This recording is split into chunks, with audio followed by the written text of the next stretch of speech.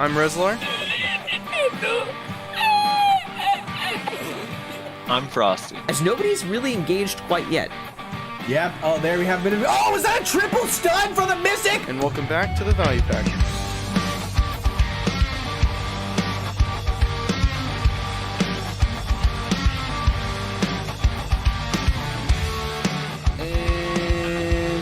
And welcome everybody.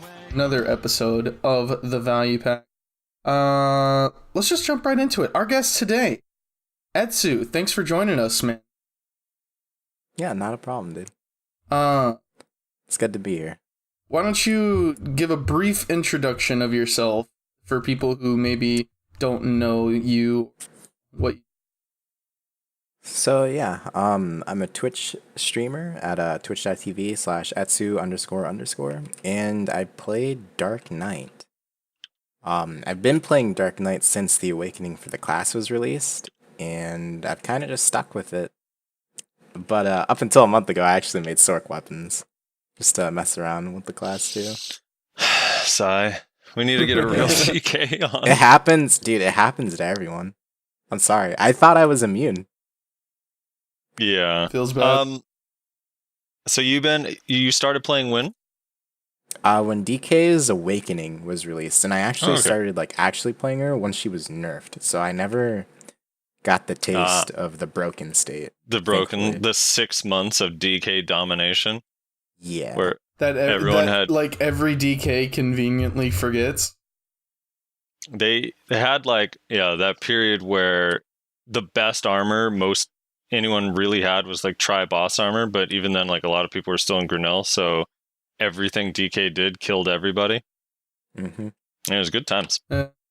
It's so funny how everybody forgets that their class was really broken at one point. To play devil's advocate, I don't think they necessarily forgot. I feel like the people that do remember are the flavor of the month rerollers that just, went on to Mystic Striker once it was done. Yeah, well, the thing that was so sad about DK once everyone realized how good it was after the Awakening was out for a while, it was the Sorc population dipped, because back then Sorc comparatively was so bad. I mean, there was a few good Sorcs, but it was just man, DK's movement and grind speed and everything was just so much better at the time. Yeah, it was crazy. I don't know. Agreed. So you still enjoy playing DK, is that true? I still enjoy playing it in 1v1s, really small scale wars, 30 people max, and I really enjoy grinding on the class, but, for mass PvP or Siege, for instance, honestly, the Sorc just wins flat out. It's a lot more enjoyable, and it feels like I can make an impact and do something. Yeah. Yeah. I don't know, well, I guess it depends. Everyone's point of view on Sorc and large scale is different, because it's think it's roll. trash. Yeah, some people do think it's trash. I don't know. I think it's pretty good. It's just you can't dive it's not really a ball class, a You flanker. actually can dive. If your job is to dive and disrupt. And this kind of thing suffers with a lot of classes. For Meiwa, for instance, they specialize at something, but there's those types of people that don't want to do what that class specializes in, right? Mhm. You know what I mean? For Sorc, in my opinion, it's to go in and either disrupt or take out targets and dip out, right? And some people try to do more than that, than what the class is designed to do. They try to be a ball. They try to take the PA and then violation over people. Yeah, that's never gonna work. That was dead pre-CC changes. So what is the role of Dark Knight in large scale? That's actually one of the issues I feel that the class has. It doesn't really feel like it specializes in something.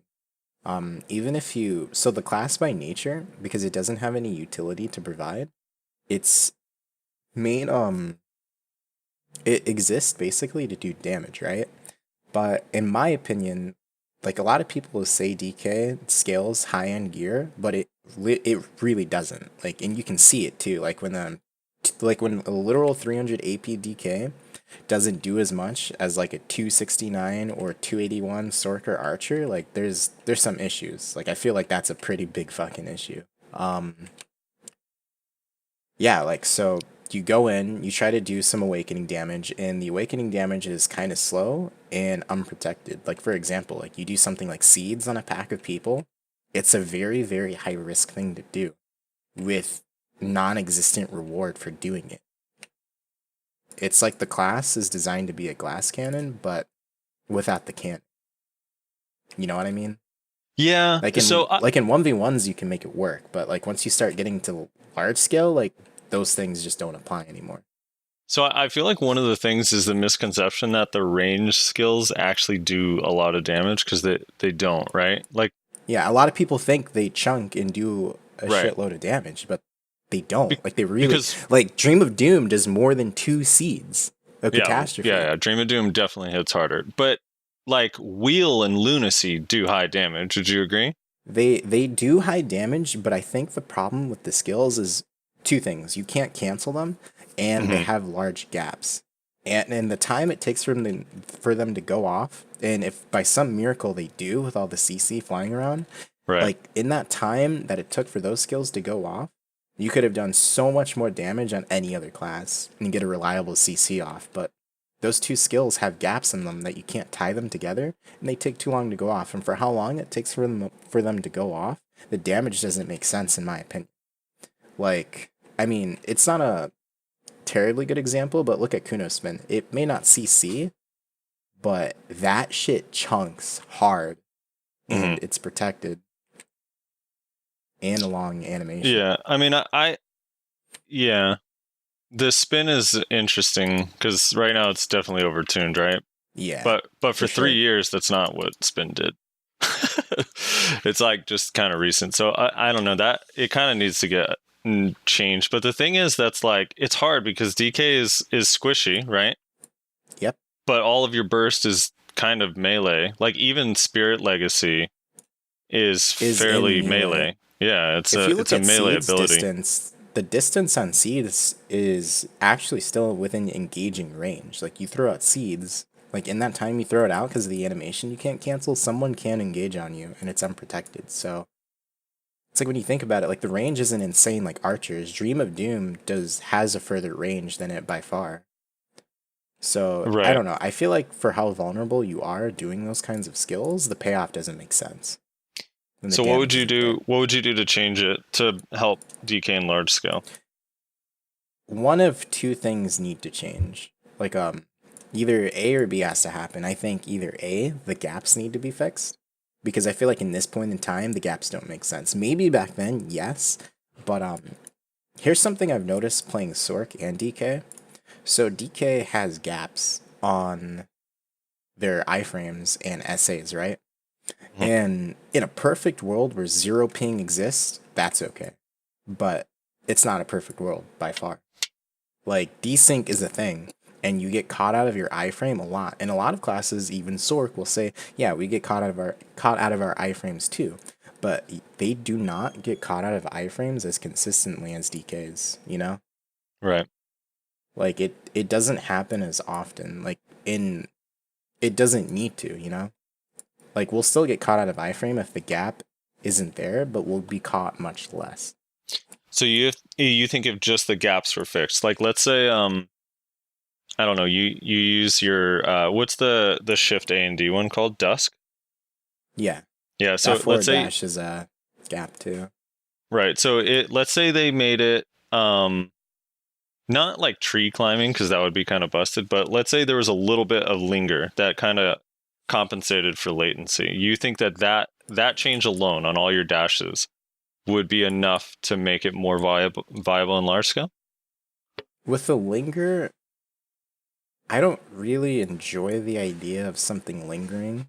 Well, not like a linger. So like if you use Sork's iframe, Nightcrow, there's like a slight linger where you're in iframe until she's standing straight up after Nightcrow. So when you use Storming Crow right after it, it flows together even with latency like really well. So I just mean like that, like not one where you're sitting there like tree climbing. That would be nice. Right. So, but do you think that would be enough to fix large scale, or would they have to do something else? It would definitely help. Honestly, with large scale, I think it'd be great because then stuff would be reliable, and people with higher, like a little bit with higher ping, could actually make the class work a lot easier, right? Right. Because it all comes to like latency and desync, and the lower your ping, obviously, large scale is going to be easier for you. One of the other things that instead of fixing the gaps, um, like I said, either do one of two. The second one would be giving actually more damage for it to make sense. Like if there's gonna be gaps and I'm gonna be put at risk for doing things if I go in or if I try to dish out damage, it should actually make sense. Like it should actually be really good damage in nuke, especially for a glass cannon type class. Like if someone's standing in lunacy or wheel, long animations, especially in mass PvP where everything's like a lot slower, they should get hit really hard. See, and pay for it. I'm with you on like all the awaken damage and maybe even wheel. I'm not with you on lunacy because I still like a lot of the DKs I fight actually one skill me with that pretty often. So I don't know how much more damage lunacy needs. It's just because it's melee and it's kind of slow. Lunacy's fine. But but lunacy, I agree. Which one is lunacy? It's where they stab the ground, right? Yeah. Yeah. Oh, okay.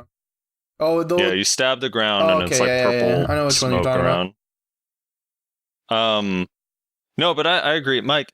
Man, it's such a weird thing too from a non-DK point of view, because I want DKs not to be as frustrated, because every DK I ever talk to is just, they've been complaining for so long. Do you ever notice so you feel bad.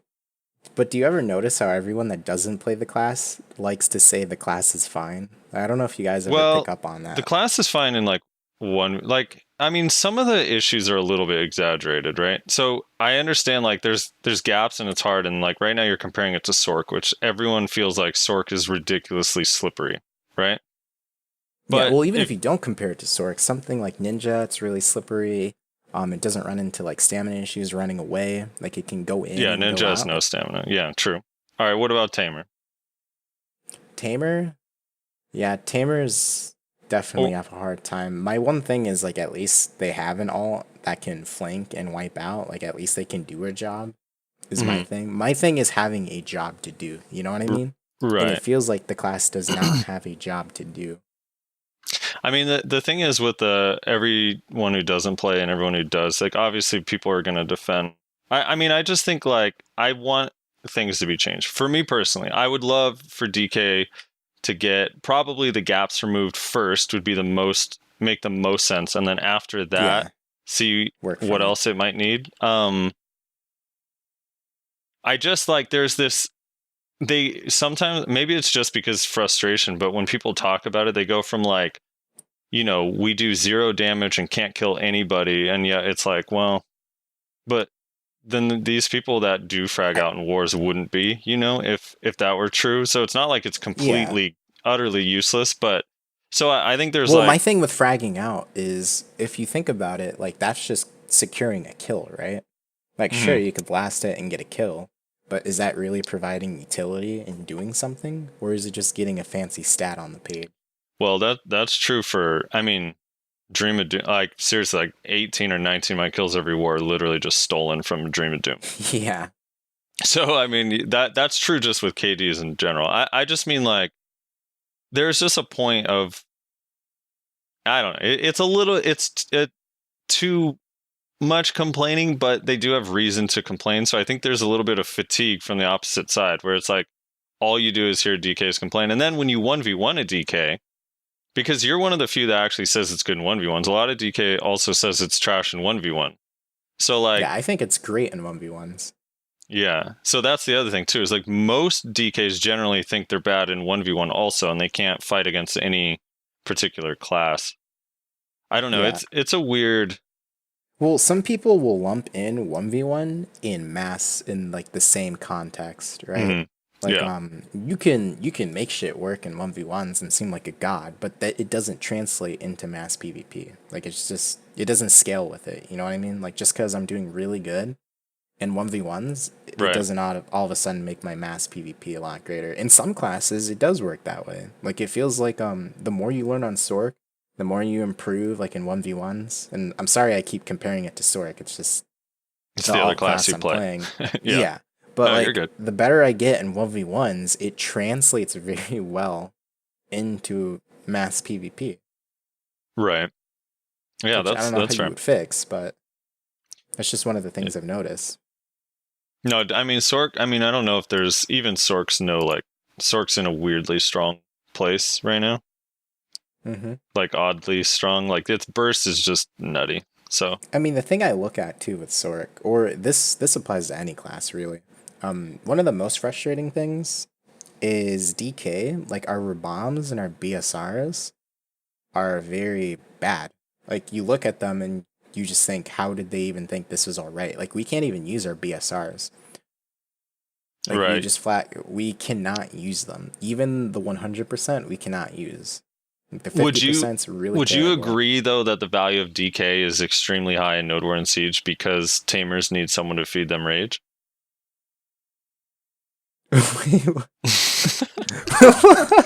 Where do tamers gonna get their rage from if there's no DKs in the guild? No, because DKs. Okay, Yeah, so that's your role. that dude. that You threw feed me rage off to hard. the tamers. Yeah. No, actually, so being a DK, it happened like when I was I still merc for BR, but like when I'm in BR and I'm like, all right, feed your Zerkers, feed the Tamers rage. I'm just like, oh, sorry, I don't have it, and I promise you, I do. I just absorb it. Right. So Yeah. It's greedy. even I know, I know. Yeah, so DK's fucked. All right, what about PvE? How's DK and PvE? PvE, so okay, well this comes in. There's a reason why I don't just sell my DK's weapons, right? Mhm. And just fully commit to Sork. I think Sork's grind is really sweaty and not fun on the hands, and you just have to pay too much attention to. But I think DK's grind is what I like about her. Nobody knows this, but I rolled to Sork. I hard rolled to Sork once last year in February, because DK just got nerfed with stamina nerfs again for no reason. And I melted 14 of my DK outfits, and then I was like, okay, we're a Sork now. And then I tried to grind on the Sork, and I was like, oh, I can't go to Ankman. I can't go to Mansions. Those are the two of the places I like going to. Like I still like Histria, don't get me wrong, but then I didn't have the skill points for Sork Histria, so I hard rolled back. And this time when I went back to Sork, I decided no matter what, just have alt weapons. Because DK's grind is, you can grind anywhere in this game with DK. Mhm. Like trash spots, you can go to Ankman, you can go to Histria, you can go to Star's End, you can go to Mansions, underwater. Now the only thing I think that needs to be changed or added is some form of sustain. Because a lot of DKs will talk about it. Like you go through like, not even kidding, there's a reason I have 2,000 weight on my DK, and it's to carry like 600, 700 extra large HP potions, because there's zero sustain that comes with the class. There is not a single skill that's going to heal you when you're farming. So is that true though, even with Frenzy Draft? With Frenzy, Frenzy was a godsend when they added it to the game. Yeah. You're still squishy, so if you don't have the DP to utilize Frenzy, then you don't really sustain as much. Right. Does that make sense? Like if you don't have the DP to tank some hits to have the time to heal up, then it doesn't really add anything for you. Like a little bit of a boost would help. Like something that gives you some HP back. Like, I mean, comparing it again to Sork, Bloody Calamity, like you can do that in the pack of mobs and siphon back stop. your HP. If you don't use Frenzy Draft, you're using pots on Sork too. Here's the thing.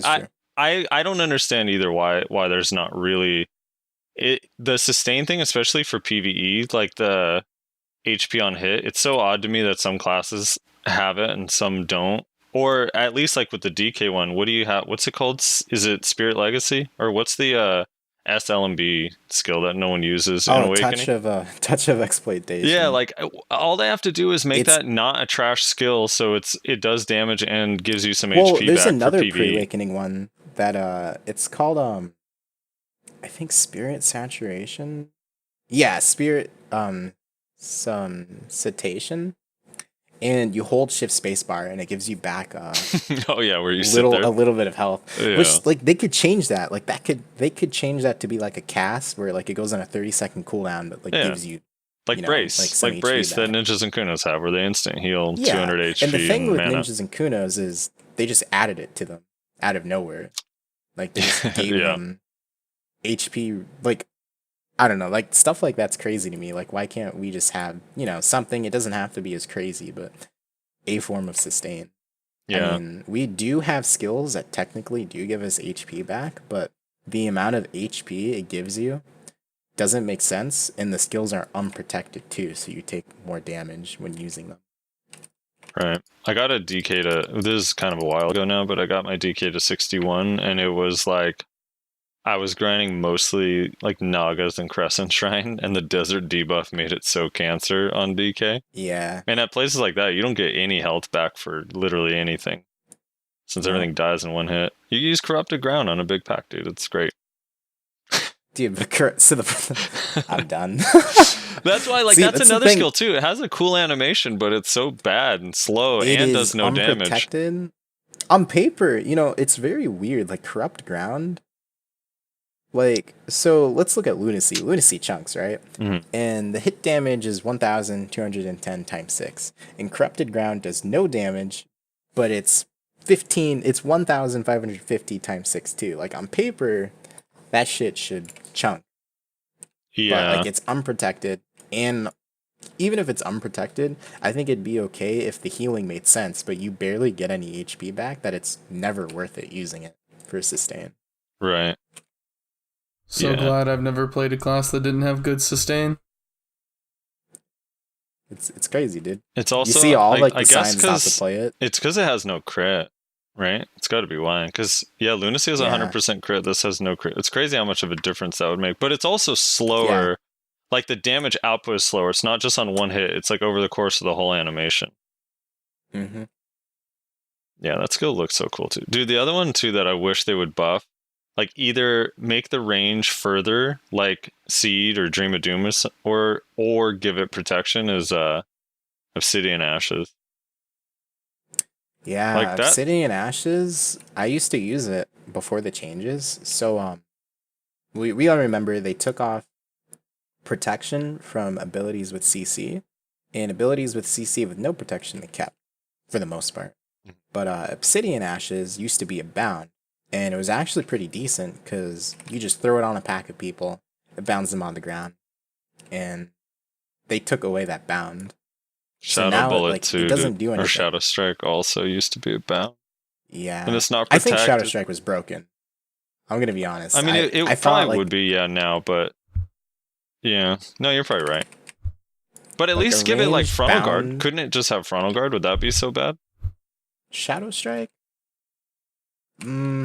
I would honestly. I mean, I've had a few ideas for DK buffs. Mhm. Whether or not they're balanced or not is a different story. Because, yeah. Like one thing I thought would be kind of interesting is like, what if Seeds? Because Seeds used to be an SA, and it used to like be a linger till you put your arms down to your side. What if they changed it to maybe frontal guard? You know, You mean have it like a Seed of frontal guard Catastrophe? linger. Yeah, you throw it out. If you're positioned well, you'll get off damage. If you're trying to do it in front of 200 people, you're just gonna get one shot. Right. If someone's behind you and flanking, you still get CC. Does it still have the stiffness in this world? No. See, I was thinking, what if they gave Seed, removed the stiffness, but changed it to stun so you can actually capitalize on it? Well, you can actually capitalize on it. Yeah. With the stiffen. If like there's ways to do, like there's one cancel to do it where you quick C swap into pre-awakening immediately and you airstrike someone and it's instant. Right. It'd be cool if it was a stun, but that would also mess with your CC cap.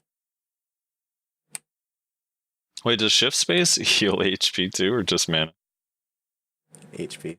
Okay. Actually it's I'm on it right now. It's HP recovery plus 30 upon using the skill. It's so Mana slow. recovery plus 90. Oh my god, that skill is fun. Yeah. Yeah, also your guys' bomb skills, man, like Shift C. I guess everyone takes Obsidian Blaze, right? Because it has SA. But it's so Well, and you don't use it still. Well, I mean, so the older bomb was kind of cool because it still floated actually. So Right. what you would do is you would do that bomb plus normal wheel to like fake someone out, right? Like, oh, he used wheel. Go in, boom, you float them again. But the problem with it now is it doesn't do anything. It's just SA, and the damage is non-existent. Right. Yeah, that's a yikes. So like you spec into it, but like you don't use it, you know? So roll Sork, man, officially. Like, just roll your weapons over, dude. It's so easy. I mean, Sork. the only way they're ever gonna... Just roll Berserker. You'll never have an issue with sustain ever again. I can't. Oh, God. Dude, DK has this weird issue, too, where, like, if everyone rolled off of it, maybe they'd be like, oh, shit, like, no one plays this class. We gotta look into this. But it's still, like, the second most played class in the game. It's weird.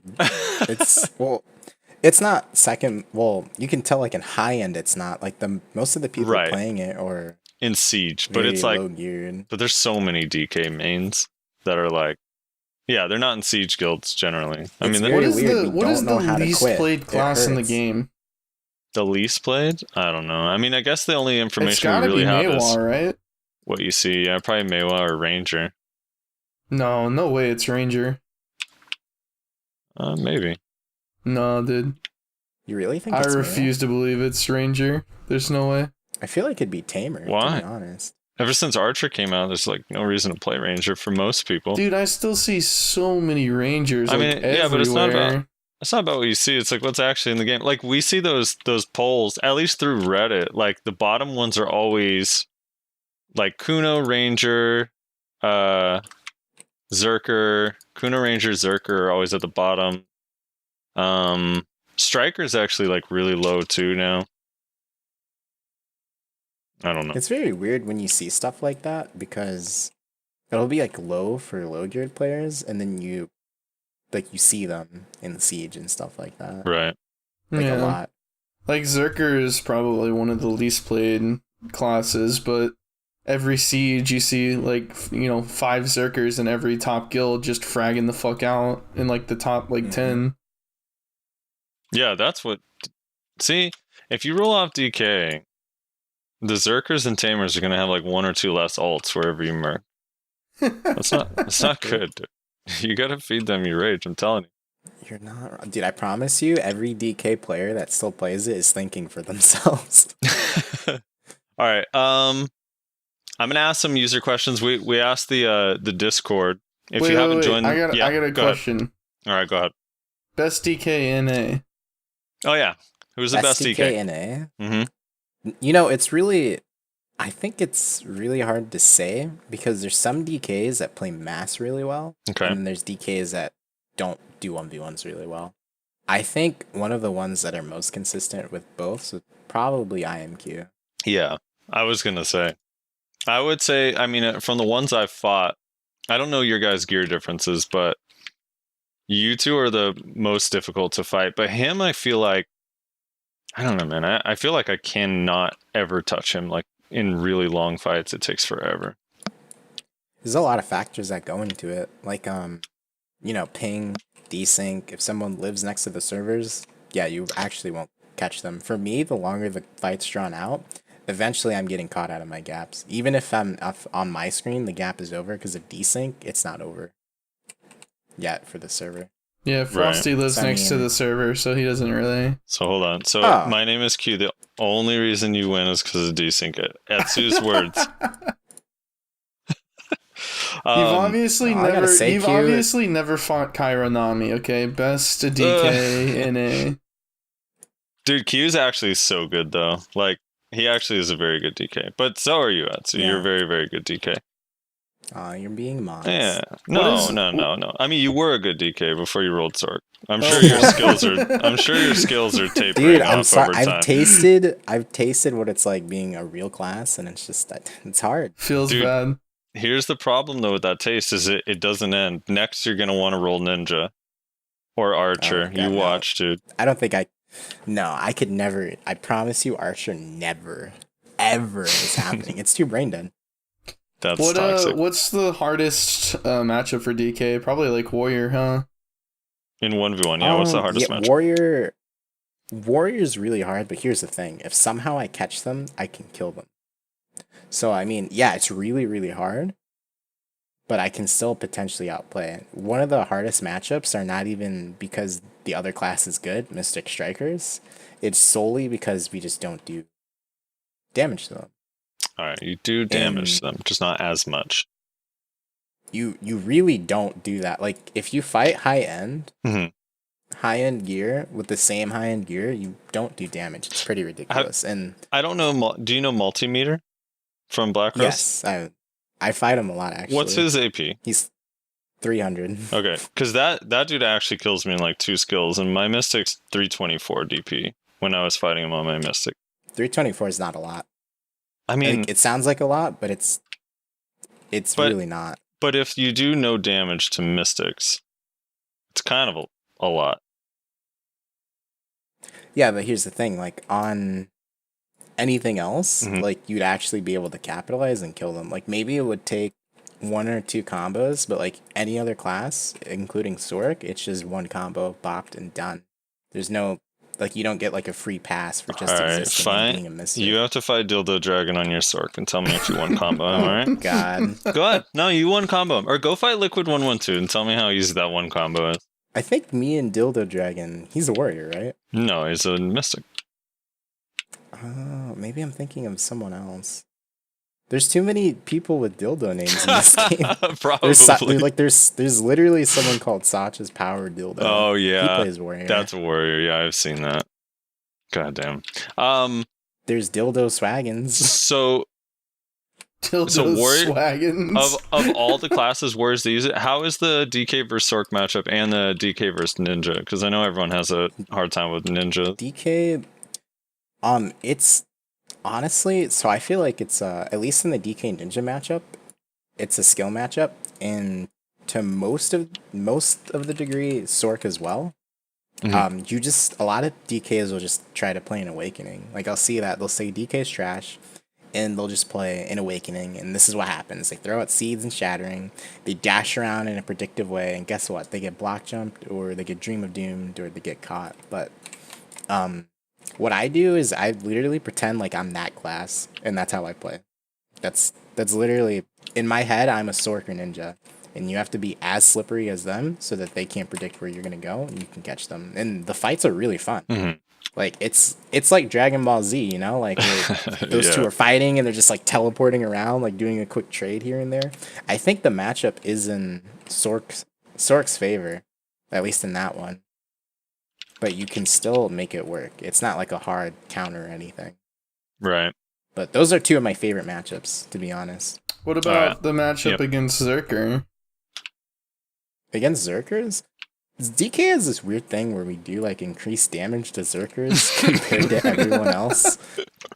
Yeah. Like, I don't know what they did. Sorks have it in too, the man. game I coding. think it's a magic damage thing because Yeah. Zerkers of all classes, like whenever I Shadow Ignition a Zerker, and knowing their health pool is like 5,900 or 6,000, They're dead. they just die. I'm like, oh my god. And it's so satisfying too because their big old bodies flop all over the place. It's I find the Zerker matchup actually pretty easy once you know what you're doing. One of the things I took from IMQ, Mhm. He's the reason I use the skill Cluster of Despair in PvP. And Okay. Cluster of Despair is this ranged dagger that you throw out. And for the longest time, I said that skill was shit. You'd never use it in PvP, but it applies a minus 25% movement speed debuff for 10 seconds. So against Meiwas and Musas and Zerkers, that's actually pretty crazy. Like, it actually ruins a lot of things for them. Like, let's say I throw Cluster on a Zerker and they cannon shoot me, like they put me on the ground and they come sprinting over because they're debuffed. Like, by the time they sprint over, I just get up and I CC them. yeah, that's actually smart. Yeah, because the animation on Like, Cluster is kind of long, right? So it's scary to use. Well, actually, no. So if you use it on its own, it has an animation, right? Mhm. It takes about a second and a half to go off. If you do a side dash first and then hold right click, it goes off instantly. So that's what you do. You just side dash iframe, throw it out. Oh, yeah, you're right. Look at that. Yeah. So it's actually really useful if you can use it in those situations. Zerkers also like to play like defensively or hold S block or a forward guard, and I do something called a side strike on them. I don't know if like I've never heard someone else call it a side strike, but I just started calling that. You just airstrike past them like on their side, and then like you flick your camera when you come out, And bounce and them. when you come out of the airstrike, you float them Oh, you float them. Okay. immediately. Yeah. So I just like do that to classes like Zerker who like to hold S block or hold forward guards and think they're safe. Dude, Cluster's animation is actually so nice. Yeah, it's really nice. All right. Let me get into some user questions here. What people wanted to know. So I'm going to say their name and then read their question. This might be a little bit redundant from what we've asked you already, but here goes. That's okay. Honorless asks, what made you pick DK over all other choices at the time of you either re-rolling to DK or if you started post-DK launch at the time of character creation? So I didn't. Okay, so I should have worded this earlier in the podcast better. How I started playing when DK Awakening like came out. So that's not entirely true. I want to say like 6 months prior, I played the game for a week, and that was it. And I played a class called Meiwa before Meiwa's changes and everything. It was a pretty cool class. Yeah. I really, you know, honestly, what drew me in to Meiwa was I had a katana. That was literally it. I had this katana. I was going around like chopping shit, and then after a week, I got 100 hours in the game from just killing helms, and then I got my awakening, and I got a pokey stick, and I was upset. I lost my katana, and I got a stick, and I quit. So then DK came out. I'm like, okay, let's try the game again. And I really, at first, I didn't like it. Truth be told, I actually really didn't like it. Like, I had this long-ass sword that you drag on the ground. When you look at DK, when you don't play the game, you'd probably think it was like a tanky, heavy knight class, right? Like, you're dragging your sword on the ground. You're using skills that keep you locked in place. That makes it look like you're probably going to be a tanky motherfucker. You're not. And when I really started liking DK, I was like, when the Awakening came out, I was still weirded out because it's like, okay, I went from a heavy sword to daggers and shit. Weird. And then I started looking at DK PvP, and it looked really cool. You know, like people were like zooming in and out, like weaving in between people. Because like back then there was more protection. Like Twilight Dash had SA. Your gaps weren't as exploitable. You had more protection, like you were just going in and out and deleting people, and it was really cool. Like Seeds had a float, so you could actually combo off an Awakening, and to me at the time, that type of playstyle was really cool. It was actually really, really cool. Admittedly though, it was kind of brain dead. Like old DK was broken and brain dead. You just like throw Seed, Shattering, Twilight Dash, right? Once the changes hit, I was like, well, I still like this class, and it turned into like, wow, like this class is really cool. Like, use more of your pre-awakening. It feels like you're a swordsman, you know? And it's that kind of playstyle that I really like. Like, I go in like with a stab, try to stiffen, and then I go back into awakening and kite around. Like, I think that concept of the class is so unique because you can't really find it anywhere else, you know? A ranged and melee class that throws out magic damage. I think that concept is really, really cool. It's just, right now, it's not executed that well. But the playstyle of the class is what kept me in it. It just feels satisfying. Yeah. Also, the sword looks cool. Like, that's why... I mean, we'll talk about Succession later, but that's one of the things that has me kind of excited about Succession, because the Kriegsmesser, I think, looks cooler than the Awakening weapons. Yeah, Kriegmeister definitely looks really sick. Purple Turtle asks, I think you know him, right? From Black Rose? Purple Turtle asks, he has made an alt Sork, ask him when he's going to fully re-roll. When are you going to fully re-roll? Yeah. I'm not going to fully re-roll. I say that, but man, we'll see what the I'm future not saying, has in store. Look, I'm not saying if I'm like close to a gain, I might go full Pepega and sell my DK's weapons to get that gain. I'm not saying that's a pretty big possibility that could happen, but it could happen. Yeah. All I know is like right now for mass, I'm 100% only bringing my Sork into mass PvP, and that's it. It's like when I go Merc out, when I'm going to do Siege and stuff like that, even RBF now, like for the most part, I'm on the Sork. Trader. So I don't even know how to say this name. Saytech Trading Co. says, what do you enjoy most about DK? What drew him in, and what keeps you interested? So you kind of answered that, so you keep it brief. Well, the playstyle, well, more specifically, Mhm.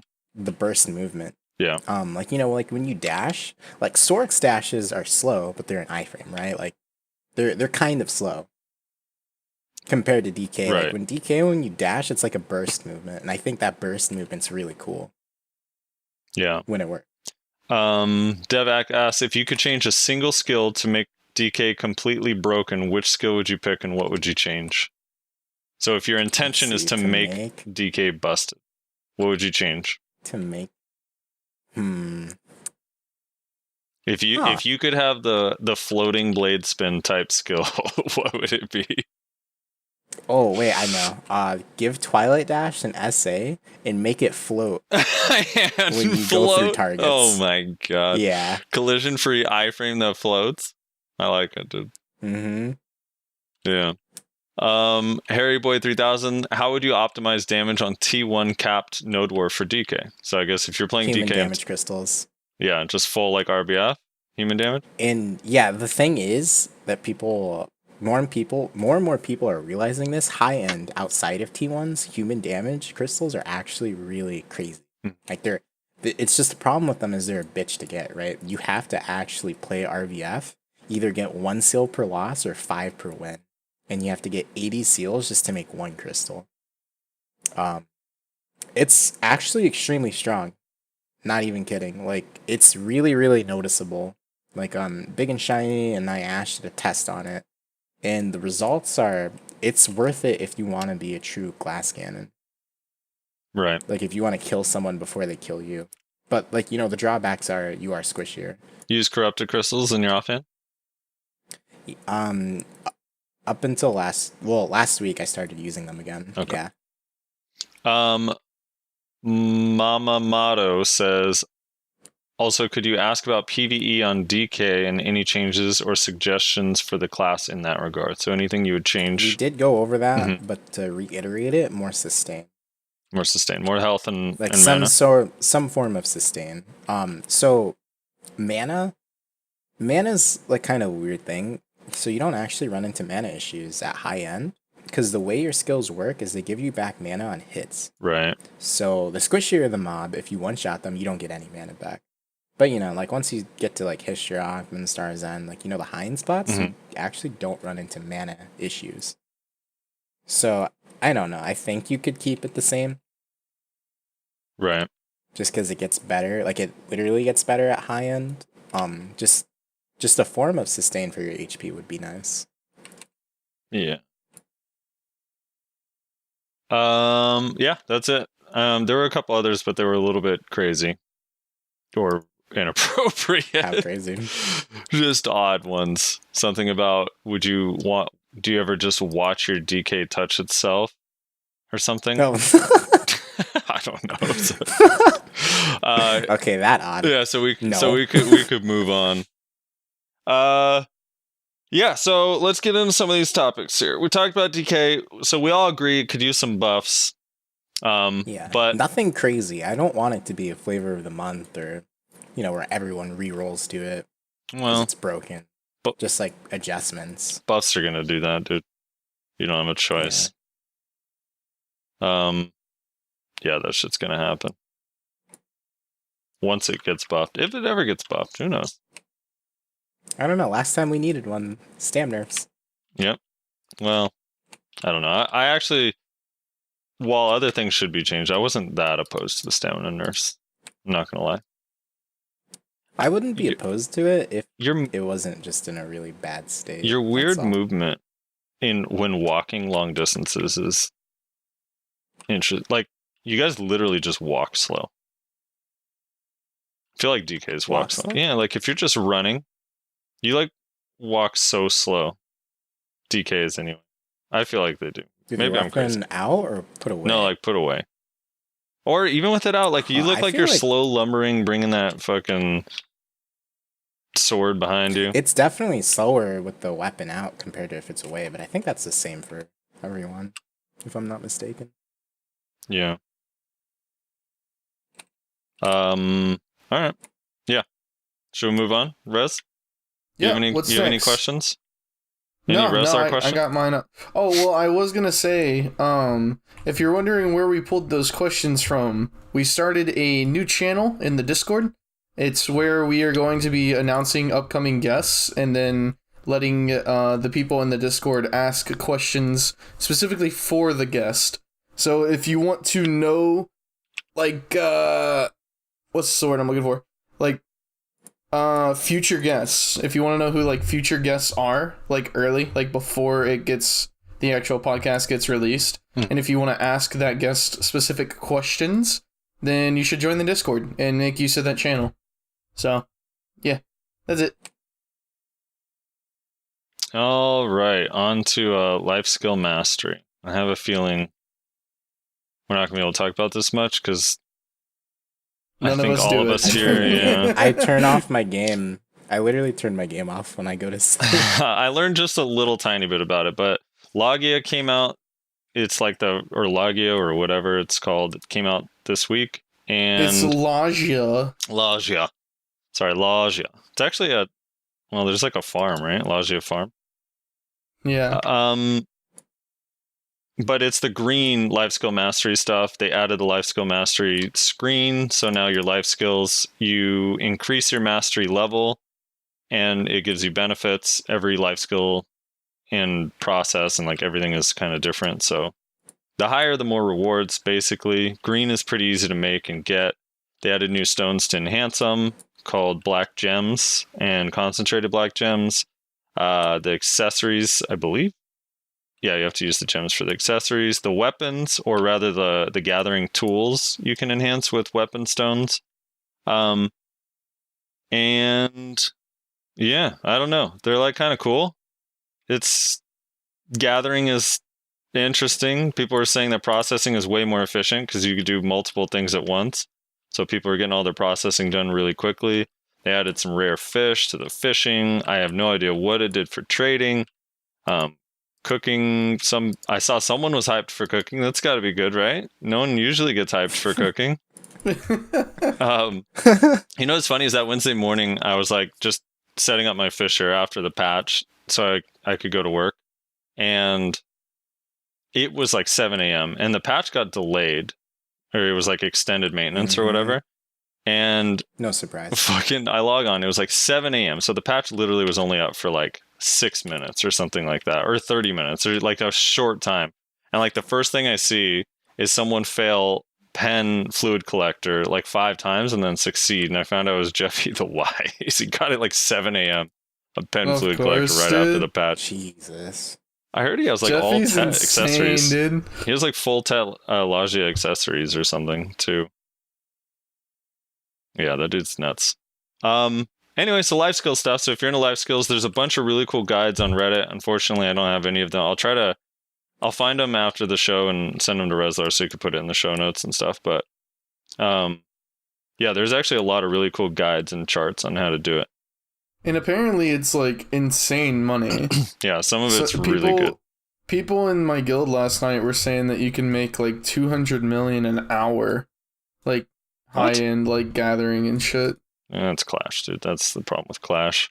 Dude, that's what I think the specific number was 190 an hour. They said 190 an hour is definitely possible, I think was exactly the quote. So, shit. I might be gathering if I can make 190 an hour. Oh, they added sniping. You can shoot with a sniper rifle now in hunting. Oh, really? Yeah. I don't know if it's any good. I should add it to PvP. Yeah, shoot people off their doom horses. Yeah. Yeah, I don't know. It's whatever. I just like that my AFK Fisher can now sit in a chair. It's pretty sick. They added the Creo chair that you can exchange the tattered boots for a chair that has 100 durability that increases your life skill mastery. So you literally sit in a chair now while you fish. That's funny. Yeah, and it's super It's glitchy full too RP. visually. Like sometimes my character's inside the chair. I actually took a screenshot. There was a Zerker fishing, and my character was sitting in the chair in front of the Zerker. It literally looked like I was sitting in his lap. Monk ass, dude. We were fishing. I was fishing with my dad. All right, let's get to the good stuff. So, wait, is any of this life skill stuff gonna get you guys to actually try? And if so, what are you guys gonna try? Are you gonna try anything? Am I gonna life skill? Yeah, like anything. Cook, fish, whatever. I don't know. I'll probably keep turning off my computer. Rez, what you're gonna gather? I mean, if I can actually easily make like an insane amount of money, I probably will. But easily is the key word. I have a feeling it's not easy, considering, like, even if what they were saying is right, they said it's possible, not that anybody can do it. It's right? consistent. Yeah, so it's like Right. probably not. I'll probably just keep AFK fishing because, I mean, why not? It literally generates me like anywhere between 6 and 10 million silver a night just AFK fishing, so might as well. Different ways you can go about it. I've heard other people just say it's so nice just gathering with the controller while they watch a show. Like I could see that being really nice. Like just you're not completely there, you're just relaxing. Still couldn't do it though. Also, Yeah. why with the controller? Because it's easier on the hands. Is it? And that's what they say. I don't Dude, my, dabble in like, life skilling. the muscle memory of BDO is so ingrained into my body that even if I'm not Well, I mean, even if I'm not playing any games whatsoever, I still have my hand on my mouse and my my left hand on my keyboard. Like I'll just be sitting here True. watching like a movie or something, but I'll have my fingers set up like I'm about to like one combo somebody. Okay, so Global Labs, they had a couple cool things. So one, let's just get it out of the way real quick, is the Tukar Bolton from Hystria can now drop the Elton compass piece, yes. which is That is a fucking good change. awesome. I don't know how many Tukars there are on like 7 Elton or the Calquiche rotation or any of the newer ones, but on 5 Elton, I'm pretty sure you hit 4 Tukars, so it's 4 more chances every time you go around. Just to make sure, those are the little ball No. guys, right? That's the Tukar Bolton is the other elephant looking thing, or the bolt. Yeah, the big Oh. one that shoots the laser. That's not the Oh, Elton. that's not so bad. Yeah. Make those ones worth killing. Right now, everyone hates that mob. So. I do old Elton. There's quite a bit of those. Oh yeah, old Elton has a few. Yeah, I'm still one of the ancients that do that rotation. One of the ancient.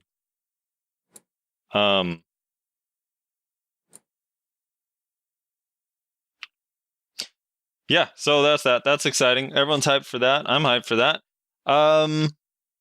But more excited for Succession. So Warrior got its Succession shown. It's on Global Labs. It's literally an entire new skill tree, with new skills or revamped like pre-awakened skills with a couple completely new skills, and it looks fucking kind of cool. A lot of Warrior mains don't like it, but Rezlar, you're kind of hyped for it, right? I am. That's why I'm playing Warrior right now, actually. So, like I said last week, I believe, right? Yeah, last week in the podcast, I was like, well, I haven't really been playing BDO a lot lately because, I don't know, was just kind of like feeling burnt out. Didn't really care that much anymore. Plus, like, WoW Classic was out, so I was enjoying that. And then all of a sudden, Secession, and I'm like, okay, you know what? I'm down. Let's do this. Get back in the game, reroll to Warrior, and I'm grinding to 60 right now. So, excited for it. I don't really get the hate. Well, I mean, I get it a little bit, but not a lot. It's like, at the end of the day, you don't have to take it. Right. So, I don't know. I don't get it. Like, I think PA's mistake was saying that Secession was going to fix all balance issues. that what a fucking mistake that was. Because now people are expecting something, right? They're expecting, like, this to be, like, their savior, right? Right. So if this Warrior Secession doesn't fix every problem that everyone has with Warrior, then they're gonna be like, it's so bad, it's so useless. Like, dude, calm Do you down. blame them, though, for thinking that's what they're trying to do? Because they were doing some PvP, or they were trying to do some balancing, remember? Like, with, like, Witch, Striker... Yeah, they did it for, you like, know, 2 and then they just weeks, and then stopped. they gave up, yeah. Yeah, so, like, I can't blame people for feeling like, okay, maybe this is what they're gonna just try to do instead. Because that's the vibe I get, too. I wish it wasn't the case, but... Well, okay, that's so just here's... like what they give off. Here's the thing, they actually, like, I do think, like, this is actually a really good idea, right? Because the fact of the matter is, absolutes weren't enough to make Pre-Awaken, like, on the same level as Awakening. And I think that bummed quite a few people out, because they were still forced to rely majority on their Awakening, even if they liked the Pre-Awakening more. So this is going to be really good for all those people that, you know, are like, you know, reverse of Frosty, I guess, in regards to his feelings towards Ranger. You know, Frosty always says, I hate the fucking bow, but I love the sword. So there's probably a bunch of people out there that love the bow, but hate that they have to rely on the swords at all, you know? They're like, if only I could have what the Awakening gives me in these fights in the Pre-Awakening, and hopefully this is what it gives it to that. They do have that. It's Archer. It's Archer. Yeah, I don't know. Like, I just think, I don't know. I just don't see, like, the downside to this. As long, again, like we said, and we've been consistent with this, as long as you're allowed to keep playing the game as it is now, like, I really don't see that big of a downside to it. I only see, like, pluses. The only downside, again, is balancing issues, but that's just going to happen when you allow players to be more diverse in what they want to do with their class. And I think that's a thing that's... It's a necessary evil, right? You open up more options for your players, of course it's going to result in more balance issues, like, I have no doubt. But I think it's something that has to happen, honestly. It's better than doing nothing at all. Yeah, would you rather just the game stay in its current state for the next, like, 3 years? I don't know. Like, of course I wish they would just balance the classes, but I don't know. I just don't see all the... I don't understand quite the complaining. And I'm a complainer, so... Yeah, you are. This is a fact. Agreed. Just shut the fuck up. No, my thing is this. All right, so I was arguing with someone about it yesterday. They're like, it's not viable. You can't do cancels. People were testing it in Battle Arena. The Q cancels don't work on any of these skills, and it's just not the same as Awakening, so why would you use it? And it's like, the whole point is that it's wildly different from Awakening because people didn't like that they had to play their Awakening. Right? Like, they may not like wasn't it, that the but point? Someone else Yeah, will. like someone else might like it. And like the grind looked okay, and you also, like, it being on Global Labs for 2 days is like not enough time to decide that something is bad, you know? I don't know. So it's just... Yeah, I love the people that, like, they play something for 5 minutes and they feel like they grasp the entirety of what is there. Yeah. Like, dude, do you realize how long it took for, like, the majority of Zerkers to figure out, like, all of the really OP combos? Like, these things, you can't just figure these things out instantly by messing around with the class for 3 hours. Right? These, like, you have to play this shit for days, if not weeks, if not months, before you really, like, understand the, like, every little complexity of it, right? Yep. I don't know. Yeah, it's gonna take a little while, and like, if you love the way Warrior currently plays, like you absolutely love everything about the way Warrior currently plays, then I can understand why you're not super excited for it. But if you don't, but you like the idea of Warrior or Pre-Awakened Warrior, want a different playstyle, like that's what it is. One of the things that, so when I first thought I thought Succession was just going to be literally almost like absolutes, but maybe they give us, I don't know, protection on something, you know? I literally thought it would just be in the main tree, or it'd be like 4 or 5 buffed skills, and then you can still use some of your awakening. But the fact that you literally choose either Succession or your awakening and the other tree is completely off limits, I think is so sick. Yeah, I really like that, honestly.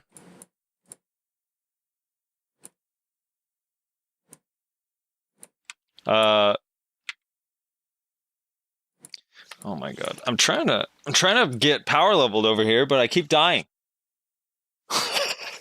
To mobs. Okay. Why do you want to get power leveled? You're gonna need so much SP.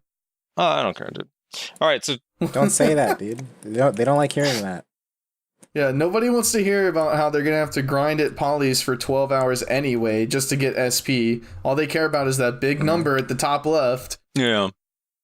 Like, wow, now I have the opportunity to spec into these skills, but Yeah, I just want to like, get power I'm level. 60 now. I can finally go grind at polys, which I could have just been doing in the first place anyway. Yay. No, I agree with you. I just want to get power level just to 58 and then go grind polys once I have like access to most of the skills. That's all. Dude, all right, so I was looking at the Succession, the animations, a lot of them, I mean, some of them are just, rehash of the pre-awaken with like slightly different animations, but some of the animations are completely new, like the wave blade things, and Well, completely new, air quotes. I think you mean stolen from Musa. from Musa, yeah, I guess, projection. But the fact that they like actually are doing slightly new animations has me even more hyped for like some of the more flashy classes, like DK's pre-awakening or Sork pre-awakening. Succession, oh, dude, when I want a whole new tree on all these classes. It's going to cost me so many reroll coupons, man. I'm fucked. Decided it. But like, okay, so here's the thing. Here's what I think, right? And this is just my opinion. I haven't played the Secession on the test lab. I've only seen videos of it. But to me, it looks honestly like the Secession for Warrior is literally just like a Nodor spec. Like, these abilities look big. These abilities look kind of slow. These abilities are protected. Mm-hmm. Like, it just looks like a big, like, large scale spec. And I understand it doesn't fix the issue. Is that bad? It's not bad. No, I don't think it's bad. But I understand that one thing the Secession doesn't do, it doesn't fix the, like, real issues with Warrior and large scale that I think it has, anyway, as somebody who has been on the class for 2 days. I think people's biggest issues with large scale when it comes to Warrior is the unprotected movement and the, dying very fucking quickly. So it doesn't seem to really fix either of those issues, but I don't know. It looks like they're trying to expand the class in this new area that it doesn't really excel at the moment. And the movement thing, if that is what they're trying to do, then good for them, honestly. I hope to see them do it with every class. So what's wrong with the new movement? What do you mean? In Succession? The protected dash. Well, no, it's not. I'm not saying there's anything wrong with it. I'm saying that there's not enough. So, like, that's really good for, like, long distance traveling, right? But in a fight, it has, like, very little use in the short distance. And then in the Secession, they give you Solar Flare as, like, a sword and board ability, basically. Mm-hmm. But it's still unprotected. Now, granted, it's just as fast as the Awakening Solar Flare. But, again, it is still unprotected. So that means that basically you don't have a lot of protected movement, and the little bit that you do have that's protected is going to be frontal guard, which will get broken very, very, very quickly in large scale. So these are kind of like the underlying issues of Warrior right now, because right now Warrior is, like, as far as movement goes, they have their chase, which, while it's unprotected aside from once every 3 seconds, it's an iframe. and I debate that iframe exists, honestly. Like it still is like a nice little like short movement, right? And then they also have what's the name of the ability? The little like shoulder charge that they do. Balance strike. Again, unprotected, but it's these like little quick short range movements that make it like not terrible feeling in large scale. Obviously you can get CC'd out of it, but you have them, right? You don't have them in Pre-Awakening, and I don't see them really giving it to you in Secession. So I think that your short range movement is still going to be an issue, because it looks almost like the only thing that you're going to have in terms of your short range movement is your chopping kick, which Monka S, your shield charge, which is okay, but again, frontal guard, and solar flare, which unprotected. But the shield charge is like, it's spammable up to 4 times. So like, why would you not just use it and change direction in between? If you want to, like, how is that? I don't get how that's not really good protected movement, I guess. Well, again, because it's frontal guard, right? So once it gets broken, like, you're just going to get... First of all, every time your guard gets broken on Warrior, you get CC'd. You get stunned for, like, 1 second. So anytime you're trying to move in between a fight... Mm-hmm.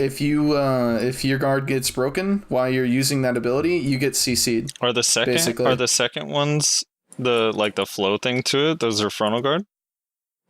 I believe so, yeah.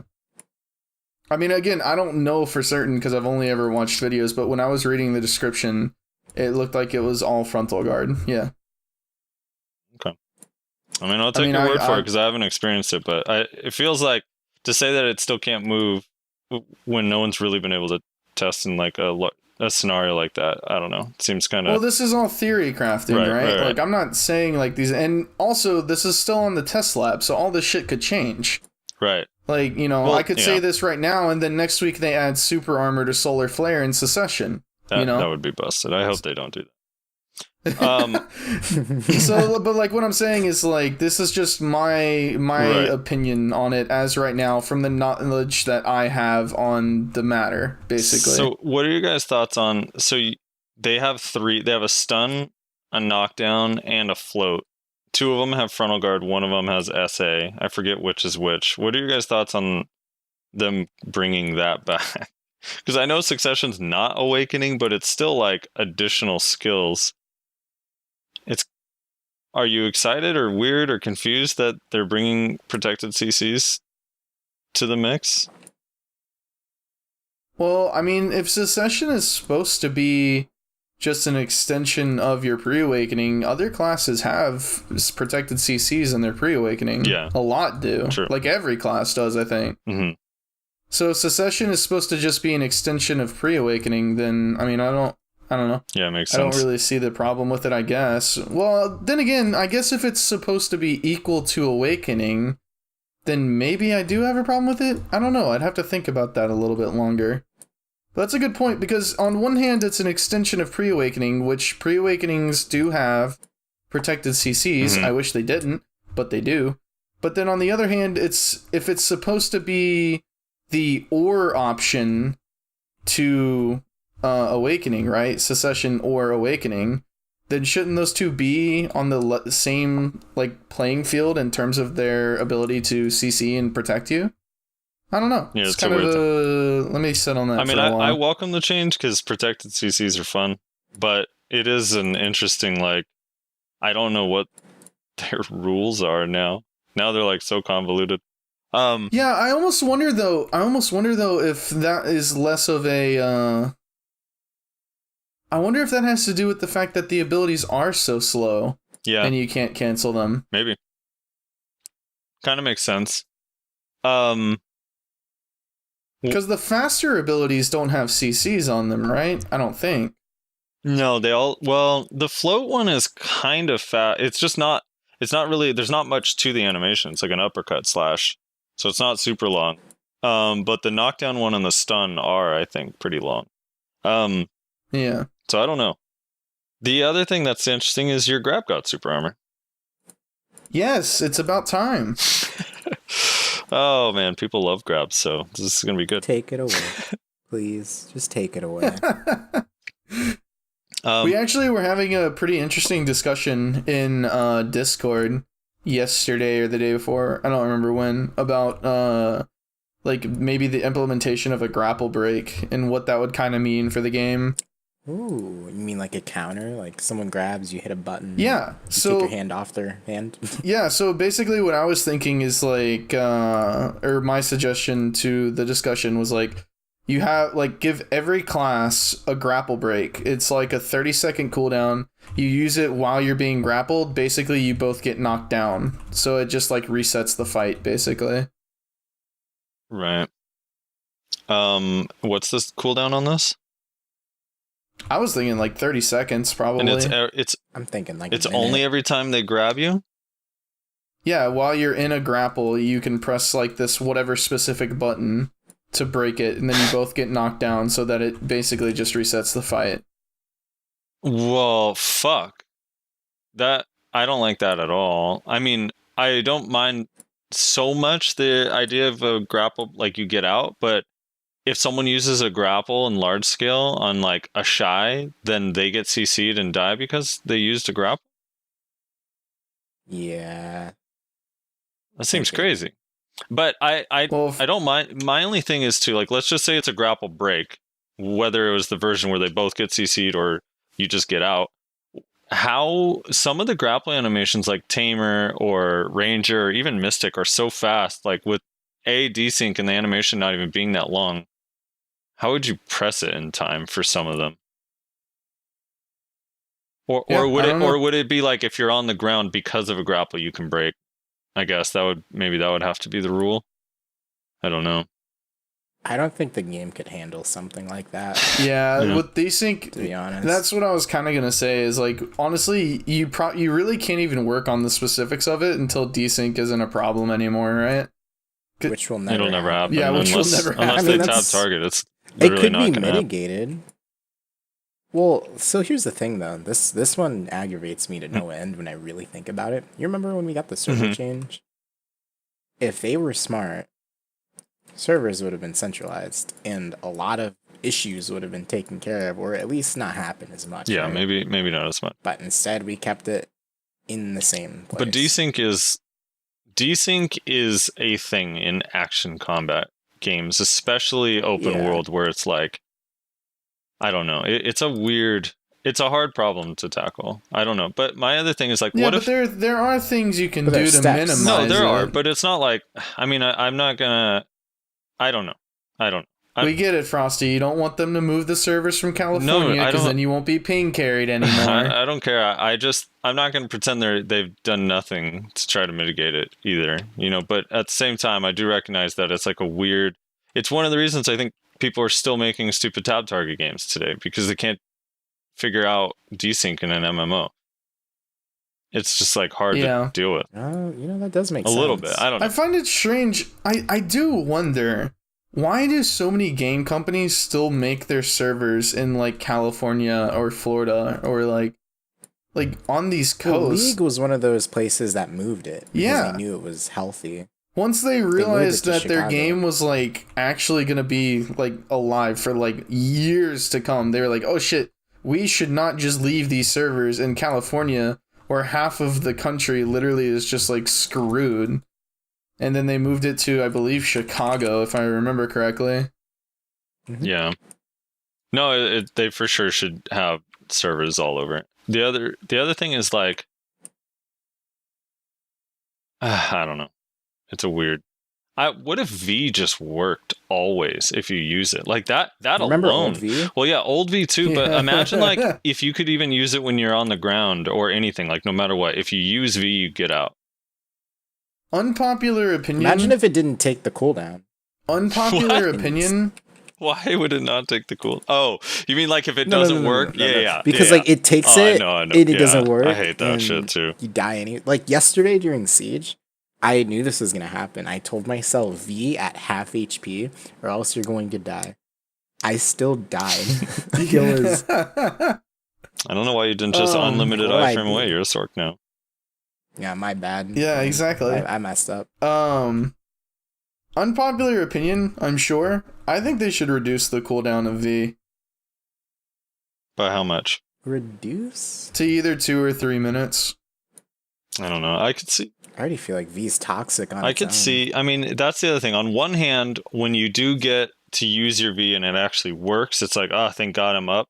On the other hand, when you CC someone when it's already hard enough to CC someone and then they V, that shit can be frustrated. Especially think in Siege or RBF where you CC someone, you use a nuke, they V, and then you're like, fuck, you move on. You CC the next person, they V, and then like it happens 2-3 times in a row. Like that shit is not fun. That shit gets old. I don't think to be honest, the reverse is I don't think V should be in. But Really?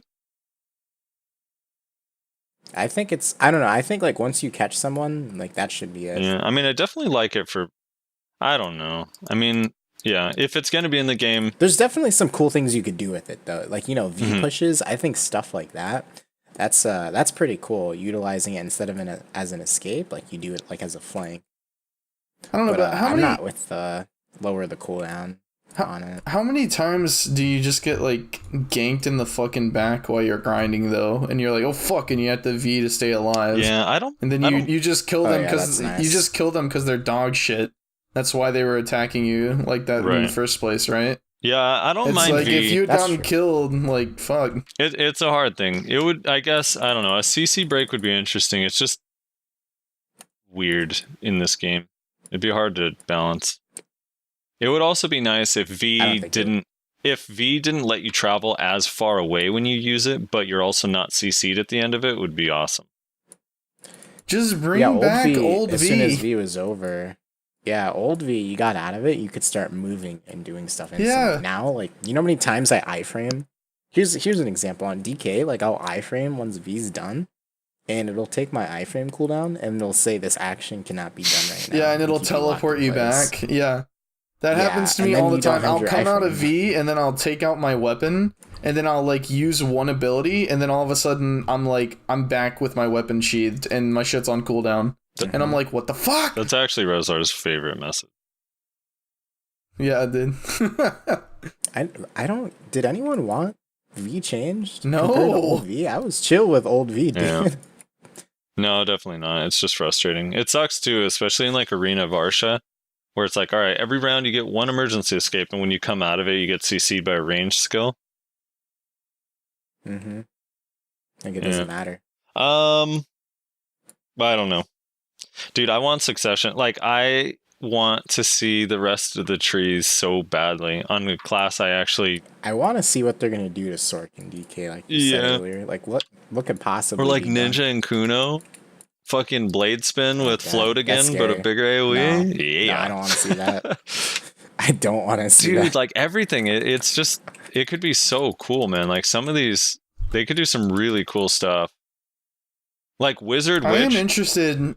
Wait, so now I am interested to see what they do to Zerker, Yeah. actually. So now that you've seen the Warrior one, so you know kind of the scope of like what they're gonna change. Dude, Warrior's shooting out fucking lasers. What if like the idea to me of, they said in that interview or whatever, that dev interview, when they first talked about Succession, that which Succession would be lightning based and Wizard fire based. That sounds so sick to me now.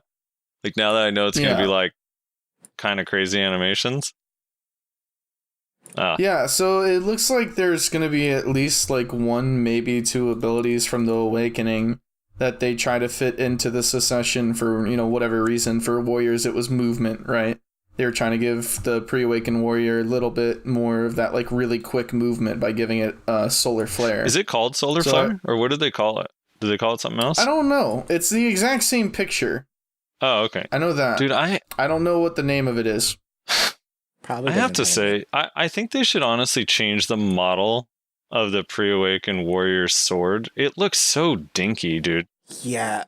Well, no, one of the things I think isn't good is like, when you see a class, you're like, okay, I'm fighting this class, this is what that class is. That's what that class does. And I hope they change like the stance or whatever it looks like in Succession, because then you won't really know what you're fighting. Until you're dead. know? Yeah, it's like, am I fighting a Succession warrior? Am I fighting a normal warrior? Like, that's my only problem with Succession. Like, I hope that There's a way to tell. it looks different. Yeah. No, I agree. Yeah, and also pre-awakened warrior, when you just walk around, it looks like he just shit himself. Yeah, So- he does. He looked like he pooped his pants, and he's just like, "Does anyone know where the restroom is?" And he's holding him holding the What do I shield do? up is like him holding his pants, and he's like just covering himself. Like, does anybody know where there's a Yeah. bathroom? Yeah, dude. Which is so strange because like, whenever you have the greatsword out, like he walks around like he's got the biggest dick in a 10-mile radius. Like he's so Like, much, I'm scared of greatsword. there's so much confidence in his stride, and then you take out your sword and board. It's just like, oh geez, I hope no one smells me. Yeah, it's pretty funny. I agree. I'm trying to think. I'm trying to like imagine in my head what some of these would look like. Like another one that I think would actually be really cool is the lawn, because lawn's pre-awakening could be so cool if it was just faster or better. Good. Yeah, if it was, it could Pretty be good. so good. If Isn't it that was like good. of anything though? It'd be so cool. Yeah. Yeah. So here's the thing. Here's the interesting thing to me, though, right? And maybe I'm wrong, but I think I'm correct in saying this. If you take Secession, you don't need Dandelion. No, you do, because it scales on your awakening and your pre-awakening the same way awakening does. So you Yeah. have to have both. Oh, Yeah. It said that in the Okay. notes that it scales on your awakening and pre-awakening weapon. Oh, okay. See, I didn't read the notes, so. Well, Because just that's. imagine, you just don't have to waste silver. Well, Just yeah, get then everyone things would up be and running that's it. Catan and it would be busted. Yeah, right. Yeah, so I mean that's kind of interesting too. I wonder what I hope they tell us what the ratio is. Is it the exact same ratio? Dude, some of the damage numbers on those Knowing skills them- too were crazy. Yeah, looking at the Stars End grind seemed pretty insane to me. Yeah. I don't know what 282 AP Wakudum normally looks like personally, so I'm not sure. Because that's what he was in that video, I He'll think. get there one day. I don't know, man. Looks cool to me. I'm excited. Same. By the way, there was a bunch of Clash members yesterday, and a couple Clash members in Hex when we sieged yesterday. Our first siege back. Yeah, I heard that they were murking over there. Silent, right? Is a Clash dude? Yeah, silent. Yeah. It was like Silent, and then a witch. A witch PME was like, "Heard you guys were fighting Art. I just want to farm Art, nothing else. Let me know if you're fighting Art." I'm like, all right, dude. Whoa. I want to know the story I behind know, that. like, What whoa. did Art do? Dude, and then like Sphero PM me like 15 minutes before siege, but we were full, so I couldn't get him in. And then like 10 minutes into siege, or like 30 minutes into siege, I see him in Art, and I was like, God damn it, Sphero. So he's like running around in Art, and I saw him like he was like fighting in like a 1v3, and he backed out and he's using his shield charge running away, and I was like nowhere involved in that fight whatsoever, and I just threw a Dream of Doom on his back and he died. I felt so bad. Yeah. Oh man, dude, Nyashi marked with us yesterday too. Yeah, I know. He was freaking out because he couldn't get in touch with you. Oh. He was like, "Get me in touch with someone from Hex. Frosty isn't replying." Yeah, so that was kind of fun. It was fun because we're all in flex comms or whatever. So, dude, Nyashi was popping off against Filter's ninjas. Yeah, someone asked me if I wanted to merc. I was like, "Fuck that, dude. Well, you don't like PvPing anymore? I don't like Siege. Siege Oh, sucks." you don't like Siege? I actually kind of liked Serendia. Depends on the siege. Serendia was fun, dude. Yeah, Yeah, dude, my Serendia- last siege was in Balanos, right? Super fun. Getting farmed by Barcode for 20 minutes. Well, yeah. It happens. Yeah. But when it doesn't Yeah, happen, so let me Hey, just but- roll the dice on whether I want to waste my Saturday or not. All I right. mean, to have a good time, you have to It was look 20 for it, minutes, right? though, dude. They got you out of there quickly. You should thank them. Not quick enough. At least, I don't know. Yeah. So you've been having more fun at Siege, Etsu on Sork? Yeah, honestly, like it's really, really fun. You know, Right. having iframes at work. My favorite thing is like when you're low HP and 10 people see that and they try to chase you, and it doesn't work. Like they actually just can't catch you. You run away, you run back to your guild, they get baited, and then they die. Yeah. It's fun. I don't know. The whole premises of Sork is really cool. And then a lot of people like will ask how did you like already pick it up so fast like for mass? And I'm like, dude, just iframe. Dude, so honestly, I keep no one wants to hear it when I say it, but I actually think Sork is one of the easiest classes to play. I think it takes a little while to learn like the basics, but if you can combo on any class, then you can combo on a Sork. And like honestly, it's not hard to learn Sork at all. It's really not. Well, I think there's two different things to learn. 1v1s, yes. But I think like in like 1v1s and mass, like I said, are always something that's completely different. Yeah, I mean, I think the other thing is now that it's like universally renowned that or universally known that violation is not good, a lot less Sorks are trash because they're not just spamming violation anymore. Yeah, right. Yeah.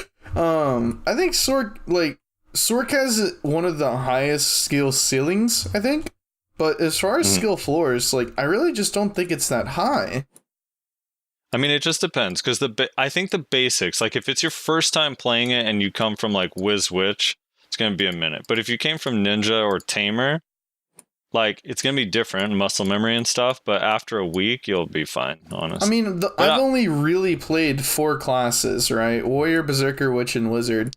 And even I can like hop on a Sork and start to get a feeling for like what it's about, basically. I don't know combos, but I kind of see like where you do this, that, and the other, right? Yeah, I don't know. As far as difficulty, I think like, I mean, it depends. There's a lot of stuff that goes into calling something difficult, but I actually think Ranger is legit the hardest class to play in this game. Really? To play it well, Ranger, not Archer. Do not mistake my words. I do, man. Dude, what do you mean? I think Ranger is actually tough. Archer's hard. I don't even know who I'm killing, dude. It's such a hassle. You just fucking auto attack in the distance. Toxic, dude. Out of render range. Mm-hmm. I think I put a little bit of time into trying to learn Ninja. The whole stance thing is like so like strange, and it's a brain fuck. Yeah, it's different. It feels so weird. I don't think there's any other class that has something like it. It's just so kind of hard to wrap your brain around it. Yeah. I tried it, and it's just like my katana's on my head. How do I put it down? What's going on? And then there's like some things you can't do. Yeah, I think Ninja's a little harder to pick up for sure than Sork. But like Sork at the highest end, like the difference between like an insanely good Sork and a good Sork is night and day. Yeah. But like, yeah, I don't know, man, because there is like, I think about 2, and I don't mean to call him out, but you remember 2, right? In Hex? Yeah. Like that dude was horrible at Sork, and I know he's like pretty good at video games, and so it blew my mind. But so there are people that have a really hard time picking it up. I don't know what it is though. I don't know. Yeah, I don't know. I don't think it's that hard. I do think though that Sork has an extremely high skill ceiling. Again, like I can't stress that enough. Like there's gonna be so many people that hear me say like Sork isn't really like that difficult to pick up, and they're gonna be like, but people think skill ceiling and how hard it is are the same thing when it's skill. Right. So for those who, let me explain these concepts to people who may not understand. That's why I don't agree with the skill floor thing. Like when you're saying skill floor, you're not saying you're saying it's easy to pick up or it's easy to be good at once you pick it up. It's easy to reach the average amount of skill that like an average Sork would have. See, that's not how I look at skill floor. I think skill floor means even if you're terrible, you're going to be killing people. Like how Mystic, you don't have to do really much learning. Whereas like Sork, you still have to do some learning. I mean, you have to get to a point to be good. Skill floor, I think, technically speaking, the skill floor is the bottom amount of skill required to be effective. I think is like the actual like what it is actually, what that term actually means. But I mean, to be effective, I mean, it's got to be average. Like your average player is like your bare minimum of an effective player. Because if you're a below average player, I would argue that you're not an effective player. Like, so to me, average is just another way of saying like the bare minimum of effectiveness. Like, you're doing okay, which is, you know, average. I think your average player is bad at Sork. That's why I disagree. But I think that if you're a little bit knowledgeable and can be pretty good on any other class, that you can also be pretty good at Sork. There's like no difference in skill required to get good at Didn't you just like 5 minutes class. ago say that because now Violation is renowned as being not very good, that there's less bad Sorks around? Yeah, but that's because there and were then you're people gonna turn around and say that the average Sork is bad? Like, what, brother? Yeah, well, because it's different things. I'm saying like there were good players that were bad at Sork because they would find success in Violation. Whereas now you literally just can't find success in Violation. It doesn't kill anybody anymore. Now you find success in BSR Grim, baby. Yeah, now you find success elsewhere. I'm saying like there's a difference between like how the amount of effort it takes to get to a point that's good and this is my first time on the class. Am I already getting kills an hour in? And I don't think Sork you're getting kills an hour in, but I do think with you don't need that much effort to get to a point where you can start doing well on it, if that makes sense. Yeah. But like Mystic, like people are dying to Mystic at Gahas to players that have no idea what they're doing. Yeah, well, Mystic has an extremely low skill floor, in my opinion. That's all I mean. Although Don't tell them I actually think good Mystics are few and far between, though, honestly. Fighting a good Mystic and a bad Mystic is night and day, too. Well, but I think that's just because the floor is so low. Right. Floor is low, but skill ceiling is high. It's also grinding alt, man. Like is every it, time though? I fight a Mystic, it's a grinding alt. Man. I don't think it's that high. Yeah, so you think Mystic skill ceiling is high?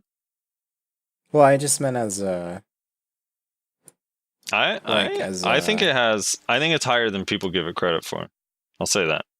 I agree with that. Because even like fighting Mystics, there's like some Mystics that it's like, oh, I know when to catch them. It's easy to catch them out of their, non-protected skills. And then there's like really good Mystics that I can never CC. And they always pressure. Yeah. I mean, but not as high as like Sork, Ninja, Tamer. Yeah, not as high. Yeah, I think it has its limits. But I don't know. I don't know that someone has reached it, though. I think the skill ceiling on a lot of the classes is higher than people think. Honestly, dude, Violation, iframe when? Dude, give it back frontal guard. Remove the float.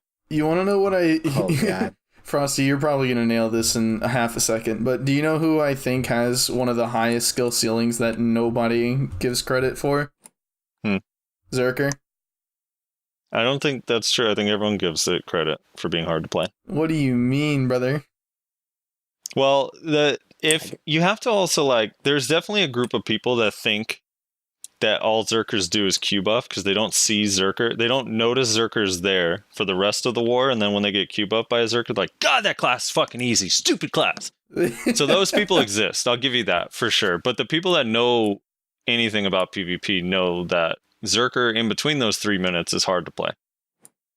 Yeah, well, and I'm not even talking about like it's hard to play. I'm just talking about like the capacity to be insane that you have whenever you're playing Zerker, right? The skill ceiling, again.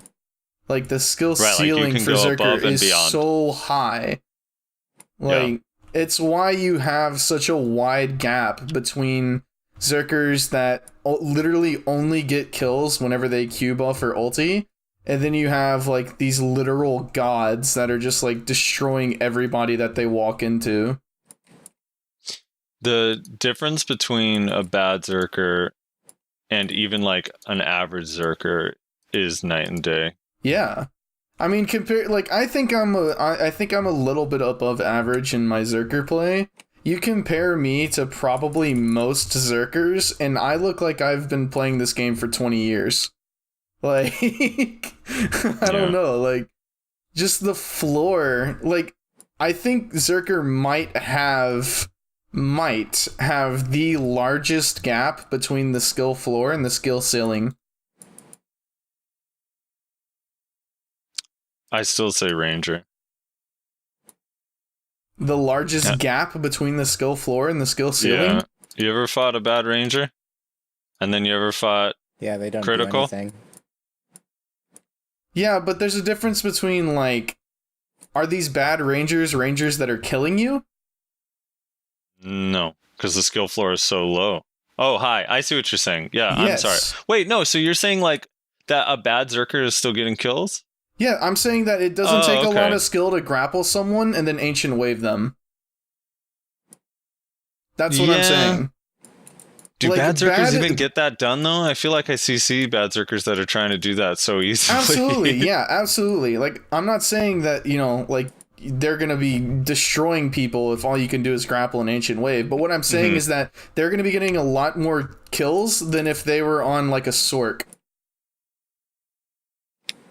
Because, I guess, grapples, I don't know. because grapples, plentiful, and Ancient Wave, a lot of damage. So yeah, I guess that's true. And it's probably like a bad player, even if they land a CC on a ranger, is probably still not even going to kill you. So that's what I'm saying. I think Zerker has a really, really low skill floor. Like, honestly, probably one of the lowest in my opinion. But it has an extremely high skill ceiling, which I think is why you see such a wide variety, like a huge variation of Zerkers out there.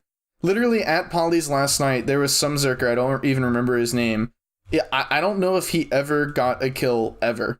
Like, he literally would, like, run up, grapple you, and then, like, blasting. And it was like, dude, what are you doing? Like, you should not be on Arsha. And then there was this other guy, he's, like, some, like, 290, maybe even 300 AP Zerker from Snake. It's Ape, I think was his name. And he was just, like, crushing everybody. It was insane. And it wasn't just because he was geared, he was also, like, pretty damn good. So it was like, I don't know. I feel like there's a huge gap in between the skill floor and the skill ceiling for Zerker. But anyway. Yeah. What about a basic bitch DK, Etsu? You feel like they can get kills? No. I honestly feel like if you rolled a DK just with gear, you're not going to do shit whatsoever. And I see it too. Like, there was someone who recently rolled a DK at Paula's yesterday, and he didn't really play DK. He had 285, and then my 272 AP Sork just dead. Like, outside of that, I mean, it's mostly because I know DK's gaps and what to go for, because I main the class. But I feel like DK is like one of those classes that if you roll into it with gear, you're not going to do shit. If you don't know how to play Well, it. I think... You know, not... Again, talking about skill floors and skill ceilings, I think DK is probably one of the highest skill floors out of any class. You can't just throw pink sparkles and expect to do anything. Like, you have to like really try. Which is, I don't know. Like I said, why I like the class. Sork though, dude, you can just BSR Grim, you're good. For bombs, easy. So what I'm getting from you is that we need to nerf BSR Grim. Well, No, the thing, honestly, the I thing think is it should be the buffed. thing is with I think it should be BSR buffed. Grim is like, if you're, let's say you're soft cap or below, like that's not killing anybody. It actually still does a lot of damage with soft cap. Well, sure, but like so does any 50% except for maybe DK. It's not killing it. I mean, DK? shit, I'm No. I'm 291 with my awakening and I still don't kill people in one skill with that. Like not even close. It'll get them low if I back Really? attacks. Yeah. Well, I mean, I guess it depends who you're talking for about. Sork? If you're against yeah, I mean, I was just in Siege yesterday. Like, maybe I could get an art guy to like 10%, but on filter, like, it brings them to like 40% or 50 if it's like a back tech BSR Grim. I have to land a CC first. If I can get the down attack modifier too, then it's fucking nutty. I don't know. I guess it just depends on the state that they're in when you hit them. I mean, my AP is so high, right? So it does a lot of damage. But like I'm saying, if you're 253, I don't know. I don't know how much damage it's really doing. I mean, to me, 253 and doing like a quarter of someone's HP is a lot. Or almost half. Yeah. Like, I still feel like the skill is really, really strong. No, I'm not denying that. But You could do a quarter of someone's health with lunacy. That's true, but the position you have to be in, you're more likely to die. At least with BSR Grim, there's some range to it. Yeah, right? no, it's huge range, but it does require 50%. I mean, would you rather have? I don't know. I guess it's hard to compare that to regular skills because it's using 50% of your BSR. So yeah, I mean, it should be strong. I don't know. Fuck, I fell off the roof at. Should be an iframe. You crazy. I fell off the roof at Stars End where I'm getting power leveled by someone. Now I'm gonna die. All right. Are we ready to move on, Frosty? Yeah. Yeah. I don't know. We went on a tangent there. Holy shit. We did. We went off into no man's land. Succession. How did we go from warrior? We went from warrior to what? Dude.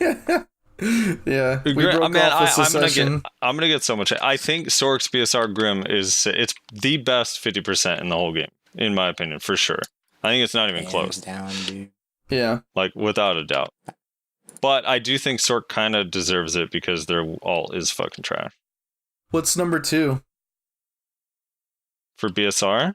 50% BSR, yeah. I know what it is. I'm wondering if you do. Do you? I don't know. I guess I don't know. The only two I can really think of that are pretty good is Katana Shower and Leg Drop, but they're not close to what Grim is. Incorrect.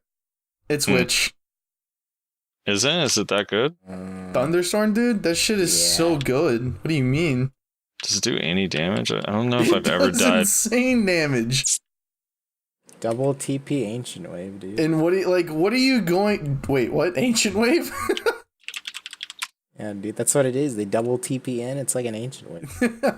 Dude, like, it's... So, it's dumb. Like, if they had a good ulti, it probably wouldn't be as good. But, like, what are you gonna do with that rage anyway? Like... Might as well just throw it into your fucking Thunderstorm. And all these witches, I love every time I say that BSR Thunderstorm is like really strong. Every witch like complainer is like, oh, but it's unprotected, dude. Like, I think out of my I played witch for like 2 months or something just recently. I think the amount of times I got knocked out of my BSR Thunderstorm, I can count on one hand. Wait, which one are you talking about? BSR Thunderstorm. You're talking about the 50%? Yes. It's not unprotected. Why do they say it's unprotected? I think it is unprotected. No, it's super armor. It's 100% super armor. They never changed it. It's always had super armor since it came out. What witch says it's unprotected? No. The regular ability is protected, but the BSR is not. Yeah, it is. Go look at it. Okay. You're on your witch? Or can you look on your witch real quick? I'm grinding on my warrior. Are you in a tree group? Dude, let me leach. Dude, I'm at Polly's. What do you mean? Oh. I gotta hit 60 before war tonight. How is Polly's for combat EXP? Really OP? good. Well, they have Marnies. And the skill XP is insane too. Like, I'm pretty sure it's the best skill point XP. It is. Yeah, that's just fact. Nice. The Crescent spot's better, dude. But it's close. It's better than the Crescent spot because it's actually a decent spot in general. Yeah, it's actually... You make that. like 20 mil an hour, which is like pretty good. 20 to 25. Also, you need gear for the Crescent spot to be good. Yeah, plus you don't need as much gear here, and you also get like a lot of skill points, or a lot of EXP here. Like, it's not the best for EXP, but hold on, considering I'm gonna every actually other factor. Look this up for us real quick on Codex. We can pull up the comments though if you're ready. I'm just pull this. Okay, comments, yeah? Yeah. Comments. So wait, Okay. Etsu, did you want to hang with us for the comments, or you got to go, or what do you want to do? I have to go to Vel. So you should probably bounce or what? It's up to you. All right, no hard feelings, dude. You don't want to hang out with us? I'm just kidding. I'm kidding. Yeah. We get it. We're not No, this is honestly really fun. This is the first time I've been on a podcast. Dude, this is what we keep trying to tell people, but nobody believes us. It's like, dude, it's actually pretty fun. It's really fun. I overthought it like for a bit. I'm like, shit, I have to think about what I'm gonna say. Yeah, no, it's just like hanging on Discord. It's nothing more than that, really. Yeah. Yeah.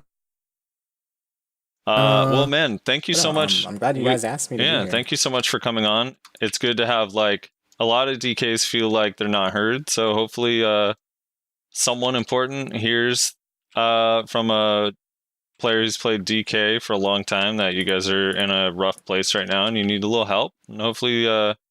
Nah, dude, DK's fine. Buff's hopefully out there. You know, I trust your word. So if you say it's not that great, I believe you. Yeah, it definitely needs tweaks. Yeah. Definitely. Yeah, so you want to tell everyone where they could find you and how to watch your stream and your YouTube and everything again? Yeah. Just gotta go to twitch.tv/Etsu with 2 underscores at the end of it. And I stream pretty regularly too. Okay. You have a YouTube channel? I do, but there isn't really much on it. Like, I do, like, duel sessions, or, like, I have, like, one video of me grinding because someone said I couldn't get 3.2k trash at Old Elton, so I made a video. What do you get on 5L? Like, the main side combined? Yeah, believe it or not, you don't do that I don't do it. Like, I haven't done it, like, in more than half a year. I just do Old Elton. Right. I don't know, there's something weird about Old Elton. Like, it relaxes me. I love the pools. And it feels really chill, so that's pretty much all I do, even over the new ones. Right. Yeah. I need help. I see. Cool, man. Well, thank you again so much for coming on. Yeah, join the Discord. Yeah. If people want to talk to you and stuff, I'll send you a Discord invite link and join He's up. already in there. Oh, are you? Well, fuck, dude. I should probably join the Discord then. I'm better than you. Yeah. All right, Etsu. Well, if you guys want to check out more of Etsu, you can find the link to his shit in the description of this video. But thanks again for hanging out with us, man. It was fun. Yeah, dude. Totally. All right, man. We'll catch you later. You guys take care. All right. Comments. We're going to sort by newest first. Thanks everybody for leaving a comment on the last video. Currently sitting at almost 2,200 views, which is just awesome. Thanks a lot to everybody who tuned in. Fake Uniform, obviously a very fun guest to have around. There were quite a few comments that said that this was probably the most fun podcast that we've done. I honestly think I'd probably agreed. It was a really good time. Let's get right into it. Gabriel Mansano says, "Ook, heart. Heart indeed." Sizingus? I don't know how to say that name, brother. I'm gonna be real with you. He says, "Hello, gentlemen. I have never played Black Desert, but you have my sub. Great podcast." Well, I question how you found us, but thanks for subbing. Rybik? RYBC. Rybik says, "Really enjoy the content. Thanks for putting in the effort to make these. Cheers." Yeah, effort. There was a lot of that last week. Right. Okay. Real quick, I wanna say I know why.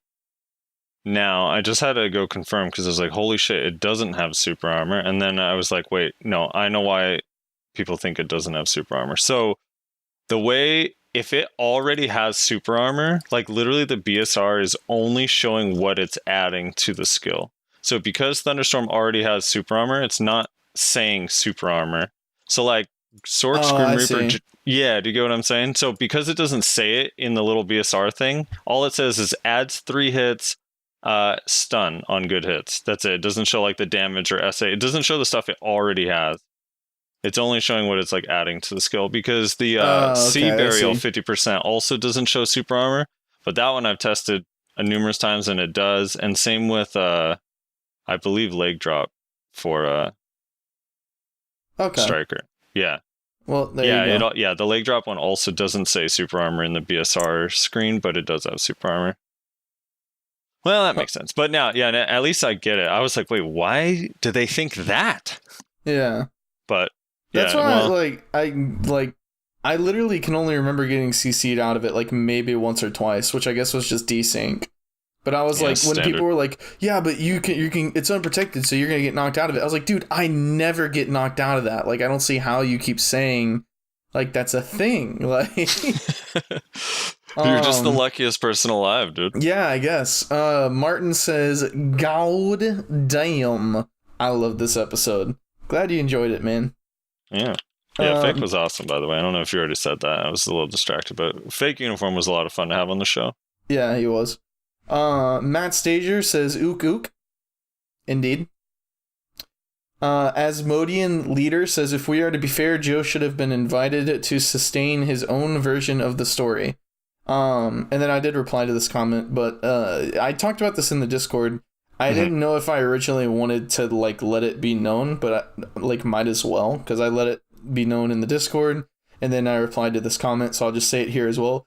I did invite Joe to come on to the podcast.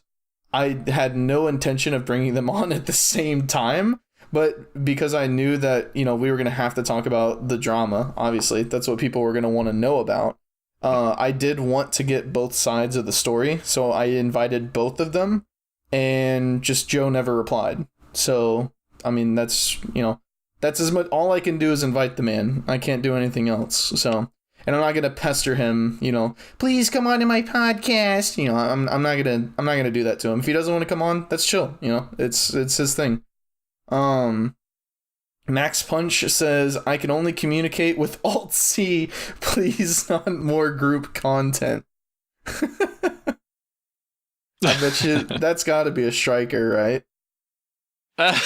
It's the striker personality for sure. If you were to run a personality test. He says he can only communicate with Alt C, and his name is Max Punch. I mean, come on. Yeah. What more evidence do I need? Temp says, wow, Frosty RNG carried? Who would have thought? I'm not. What's that? Oh, because yeah. I guess. I mean, all right. I guess. Well, what are your thoughts on if... I don't know how to measure it by silver, but this was one of the things where I wasn't really sitting there focused on how many attempts I did, like to go pride, do a try. It just was focused on how much money I spent on the rings, and it cost me 4.9 bill to make that Tet-I, which definitely is like below average, right? It's, I imagine. Yeah, probably. Because on average, it probably costs about what it costs to make the ring. But then I also lost like whatever the value is on the 110 stack. So yeah, you got it for like half the price that it cost to buy it. Which is dope. Yeah, that was... It's not like super... I didn't one tap it all the way up. I failed 6 try attempts, a bunch of random duo and prize. I don't even know. But I did one tap it to 10. So it was pretty RNG carried actually. But not like that RNG carried, dude. What? Why does everyone think I'm RNG carried? Lost Soul says, you missed a week for IRL stuff. I thought BDO was our life. No, he's not wrong. I definitely... It's just we couldn't get our schedules lined up. Yeah. I have a lot of stuff going on IRL on weekends lately, so... Yeah. Blackset says, all aboard the joke motive. He says, joke a motive. So I guess it's supposed to be a joke at Joe's expense. Oh. Yeah, Burn. Joke a motive. Wait, you already read Kazingis's comment about how he never played Black Desert? Yeah. I'm well past that. That can't be true. Can it? Is he just like, maybe he's a Fake Uniform fan from the old days, so he heard the podcast? Possibly. Who knows? Maybe he can let us know if he's watching this episode as well. He said he subbed, so yeah, let us know. The Shepherd112 says, how do you guys feel about the absurd amount of XP leeching that happens now at Miramok, for example? As a player from nearly the beginning, it kind of annoys me to have people constantly ask for leech when I started out and grinded my way to this point basically alone until I hit level 61, then had to go to Miramok. Die says, since you virtually don't gain skill EXP from leeching Miramok, you still need to grind skill points by yourself. A level 61 lacking skill points is basically useless unless it's an altar or you want to boost your combat fame. I find it funny that I was literally begging for leech during this whole podcast, and that's one of the questions. Okay, first of all, I don't see how you could possibly have a problem with it. Maybe you're annoyed by the people that are asking all the time. That could get irritating. But dude, it was the exact same thing at Pirates and Sawsons forever. Right? Like there were always people at Pirates and Sawsons like, hey, can I leech? Can I join? Like people that had no gear. Yeah.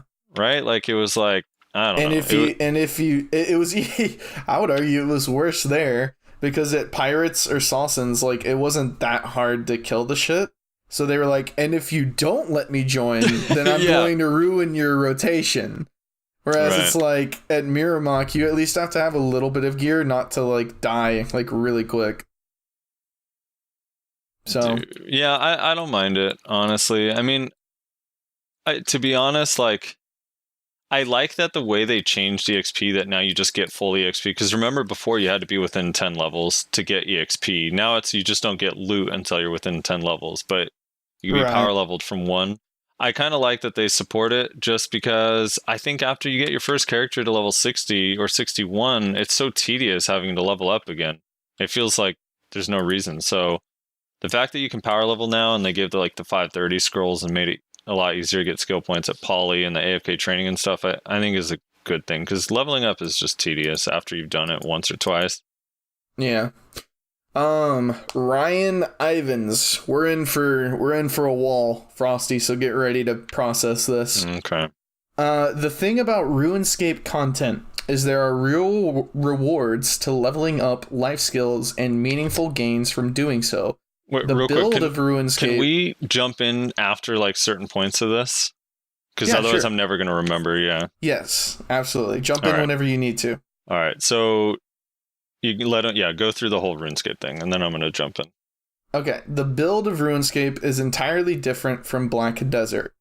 Instead of being gear and level-based, you are stat-based. You aren't grinding thousands of hours to compete with a small number of people.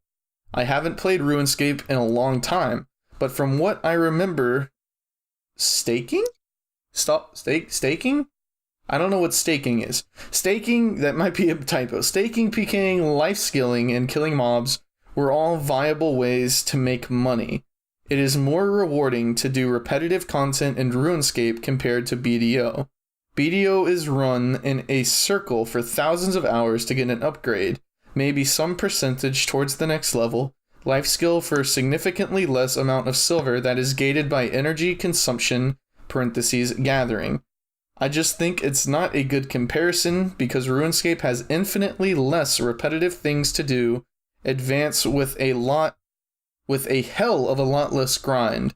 You could buy and sell items in RuneScape for profit and just do that as a way of making meaningful silver. All right, I want to stop right here. So, maybe I'm crazy, and I know you are definitely lean on the side that BDO doesn't have enough content, but I do find it funny that he compares the two and then says that you can't compare the two. And when he's comparing the two, Ryan, you're literally describing BDO. Like RuneScape is so similar to BDO. But your argument is that the content isn't good because of the rewards. I don't think the rewards, yes, that's a whole separate issue, right? Is that no matter what you do, you should be rewarded for it, which now, life skilling, as we talked about a little bit earlier in the show, is more rewarding. There's an investment in the beginning, but it can be rewarding. And so can grinding or whatever. But you're marginalizing it a little bit by saying running in a circle. The things you do in RuneScape, can we not pretend they're super complicated? And also market manipulation and playing the market for profit is also a very, very viable thing to do in BDO as well. That's not exclusive to RuneScape. Would you say that's fair to say? I'm not saying that RuneScape's isn't better or worse, but it's relatively similar. I would say that as far as playing the market goes, I would probably say that you can do it more so in other games than in BDO because of the controlled prices in BDO, right? So you can't what's the word I'm looking for? Almost abuse the market, right? Very popular thing to do in EVE, I know. is supply and demand. You can manipulate these things in order to drive prices in whichever way that you want. You can't exactly do that, at least not to the same extent as in BDO, and I think you can do that in RuneScape as well. But I don't know. As far as I can't stress this enough. Like, there is plenty of things to do in BDO, but I think, again, and you already said that it's a whole nother discussion, but I think it is the discussion, is like, what do these things give you, right? Like, that's because at the end of the day, you can have as much quote unquote content as you want, but if it's not going to be like meaningful rewards behind it, nobody's going to do it in an MMO where the whole point of the game is to progress. I agree, but if that's the standard, then like some of the best dungeons and raids in WoW, like after you get the one drop you need, why would you ever do it again? Like, well, you don't. That's not, you go to the next dungeon. So I'm with you on like the more content, but then like it has to be, it can't, if it's just based on rewards, like that's a really easy fix. But I don't think rewards are the only thing that makes something content. I also think like the process of doing it should be fun. Yes. You know, so I like, if they make RBF rewards really good, that doesn't mean RBF is better content than it currently is. It's still not good content. So that being an argument for RuneScape, but that's a big part of it. In particular, like I'm just responding to like what this guy is saying. For that being an argument for why RuneScape is better is because of the rewards. Like, that's still not making it content. Like, the process of getting the reward should be rewarding as well, as much as the reward for it. You know what I mean? Like, if we're gonna use the argument that BDO has no content, like, I don't know, you can get money in BDO a multitude of ways. There's so many ways to make money in BDO. You could be like Biohack's weird version where you literally just enhance for money if you want, but like that's not, I don't know. It's a weird like argument. Sure, then if the argument is don't compare the two, then fine. Like, let's not compare the two, RuneScape and BDO, but a lot of the things in RuneScape that you're describing are viable in BDO as well. Yeah, I don't know. That's all I'm saying. But I'm always going to be with, like, again, I know we argue about how much content there already is in the game, but I'm not opposed to there being more content added. They definitely should add more because the game will get boring and people will run out of stuff to do and they won't do it. It'll die. So they should definitely add more stuff and different things and more innovative stuff. I agree. I'm not against that. Yeah. Secession. I know. Isn't it funny though? Like, the one thing that they keep doing that's like the most exciting is just combat. Yeah, it's kind of funny. It's strange. It's almost like that's why majority of the people who play this game play it. It's weird. It's what they're good at, dude. So Blizzard, buy Pearl Abyss, buy Black Desert's IP, and then just make a new MMO. Like, listen, new life skill clothes, super exciting, I guess, but for some people, stay in your lane. Combat. That's why most of us are here. Just saying. Actually, people have been way more hyped for the life skill stuff than I expected. Where was I? So he says BDO's life skill system is really in depth, which I like, but it seems lacking as far as returns go. BDO has the AFK part down, where a ton of your active time is spent in circles that aren't fun or very rewarding. I think Black Desert is a better game overall. I just don't think the comparison is strong here. RuneScape is almost 20 years old. Yeah. I mean, in fairness, people are sitting here comparing it to WoW now. Like, WoW players are comparing it to BDO, so apparently that's on the table, comparing it to 20-year-old games. Gangle says, you just completely changed my opinion on Fake Uniform. Great episode, and the funniest one, in my opinion. The dude was chill. I hopped into Fake's stream yesterday because he was actually murking in art. Or no, he was murking in filter, sorry. And so I hopped in there and just to say what's up, and he hadn't heard the Panda Now clip because someone was referencing it, because he was like, he said, thanks for the follow, Frosty. He's like, wait, is that Frosty? Like the Frosty? I was like, yeah, it's me. What's up, man? And then someone was like, wait, Frosty the order panda now, bitch guy? And I was like, oh god. And Fake was like, wait, what is he talking about? So I linked the clip and he played it on his stream for like 200 people like 8 times in a row. Dude, that's one of the best clips to ever come out of BDO. Oh my god. Dude, did you see it in the Megan Fox trailer clip thing? Yeah, I did. Yeah, that shit is so funny, it's dude. Talking about empowering women. Order panda now, bitch. Oh man. Yeah, dude, that was hilarious. I was dying. Brant Markson says, "Can someone explain the chimney sweep thing? They never actually said what it was." Yeah, so there was a stream where they had some CMs or GMs, I don't remember who, but someone at Cacao was doing like a Cacao stream. And there were 2 people that were like on the camera, like playing the game or whatever. I don't remember exactly. But there were 2 people from Cacao that were answering questions and stuff like that. And then somebody noticed that the character that they were playing on or whatever had, I think it was 501 energy, which was like not possible at the time. Like I think the highest you could get at the time was like 490 something.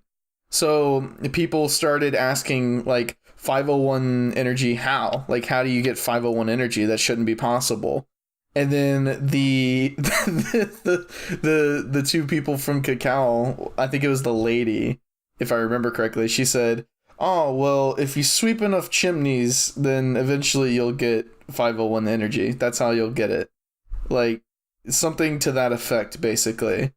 And sweeping chimneys, if I remember correctly, was like the specific quest that you got that didn't give you energy in any way. It gave you contribution. And so it basically became this big meme where like these people that work at Cacao on this game don't even understand the difference between contribution and energy. They think you sweep chimneys for energy and like all this shit. Am I remembering this correctly, Frosty? Yeah. I mean, I don't remember if it was confused with contribution or whatever, but it was literally just a thing that doesn't give you energy, and everyone just memed them forever. But the premise of it was like the people that you're talking to for help with the game have no idea how their game works. Yeah. Which was sad. It was a sad day for us white knights. It's hard to defend, you know? Yeah, that was... You guys took the L on that one. I took an L that day, for sure. Oh, big ol' L. Elena Maria says, "I'm glad I'm not the only one who needs to activate their windows." Listen, that's my watermark, okay? I keep it there so that people know it's my content, okay? Yeah. He's also sponsored by Microsoft, so... Yeah. That's who he white knights for. Wagger says, "I found Fake Uni on YouTube with his Hedgehog BDO song. Depression cured instantly. Love the podcast, guys." And then there's a link here, I'm assuming, to the video in question. Yeah. I didn't actually watch it. No, I'll watch it after. But thanks. I'll check it out. Oh, I see. It's probably a Hedgehog BDO song. It is. Yeah. It is a Hedgehog BDO song. Come at me, bro, says, at specific time, "Took a shot every time Rezlar said like when trying to explain why Shaky Bay said, you know, and now I think I need medical attention." Yeah, I have that problem too. I'm conscious of it when I'm not recording, that it's a problem, but when I am recording, I completely forget and say like all the time. See, I'll say, like, I know it's a problem, and I acknowledge it, but then I just don't do anything about it. Like, I just don't give a shit. Yeah, I'd like to fix it. I'm sorry, everybody. I'd like to, like fix, like, you know. Yeah. Jordan Crawford says, I don't know if I even want to read this. Don't read it. This is the problem with archers. Yeah, don't read it. Just know that Jordan Crawford looks like a gremlin IRL. Right? Oh, I was supposed to pass on a message to you as well, Frosty. Oh, yeah, he says let's keep it he's public. willing to rematch you at any time, essentially. Right. Okay. He's willing to rematch you at any time, basically. All right. Well, hopefully he likes fighting ninjas. I need a week, Jordan. Fake I gotta Uni learn the says, class. "Who's that lame guest you brought on?" That was Etsu, fake. That's fucked up. Yeah, that's what- He's a really nice guy. He's a good guy, man. What the hell? Justin P. Martin says, also for RBF, give decent rewards. He had a couple ooks, by the way. Fake uniform had a couple ooks. Say what? Fake uniform had a couple ooks as replies. He did. He also had 17 likes, so apparently a lot of people think Etsu is lame, which I feel bad, man. Yeah, that's fucked up. I liked him. He's a chill guy. So RBF give decent rewards, Frosty. Yeah, it would be great. Yeah, I mean, it'd be nice if they gave better rewards, but also it'd be nice if they made it have an objective. Also, I laugh so hard thinking that the RBF growth like leaderboard is just all-time kills for the entirety of the game's existence. Yeah. That is hilarious to me. I really wish it was family. I wish so bad that was family. That it was what? Like, family wide? Yeah, that would at least help a little bit. Because I have so many, like, I'm still, like, usually top 5 RBF on my Zerker, and I'm pretty high up there on my Witch as well on this point. Like, I'm, like, A rank, I think, on my Witch for RBF points. So it's like, I have a lot of points, but they're just spread out, you know? But, anyway. Dioluki says, not every game has to be Warcraft, and WoW completely resets your gear every expansion. BDO has soft gear resets. It's not like you absolutely had to get Ergons, otherwise you couldn't grind Manschwams. And also is one thing to get the item and another to upgrade it and make it good. You really can't compare the two games, is not even the same category in my opinion. Thoughts? Yeah,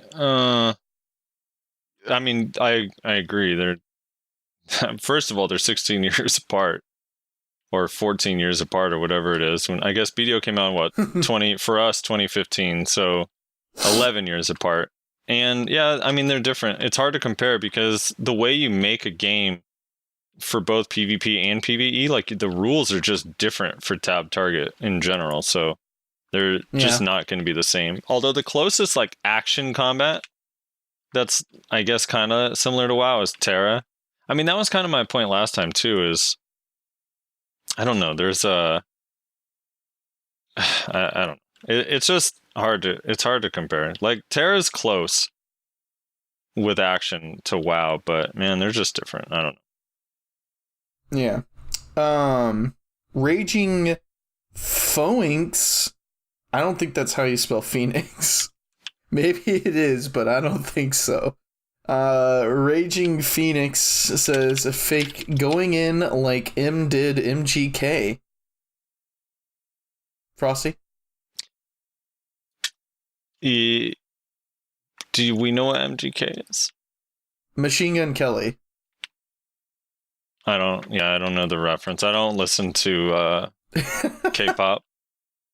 K-pop did? I don't listen to rap. Very much. My understanding of it is that like a couple months back or something, there's like this big thing between Eminem and Machine Gun Kelly. Oh, right. Yeah. I do remember that actually. Now I do know who they're talking about. Yeah. Yeah, and there was like several, like, I think there was like 3 or 4 diss tracks put out, like, between the two of them. Right. So there's like a big hullabaloo. Right. So, yeah, that was actually fun. I like those diss tracks like that. Those are awesome to watch. They're good songs. Everyone hates on MGK, but I thought Rap Devil was actually pretty good. The lyrics of it I thought were a little weak, but that beat was like really good. I love the beat of that song. Where was I? Spooky. I really like this game, but I feel it's too late to get into it now. You could not be further from the truth. There is so much like catch-up mechanics put into this game that allow new players to like get to a decent amount of gear so quickly. We both were like before Central Market and before all the like buffs and to the lower grind spots and stuff, like you and I both, I think, were at the agreed, like starting out was impossible. But now, I don't know, man. I don't think it's that hard to get to a place where you can at least have fun with your friends and with your guild anymore. Yeah. It's just, I think the game is really good to new players at the moment.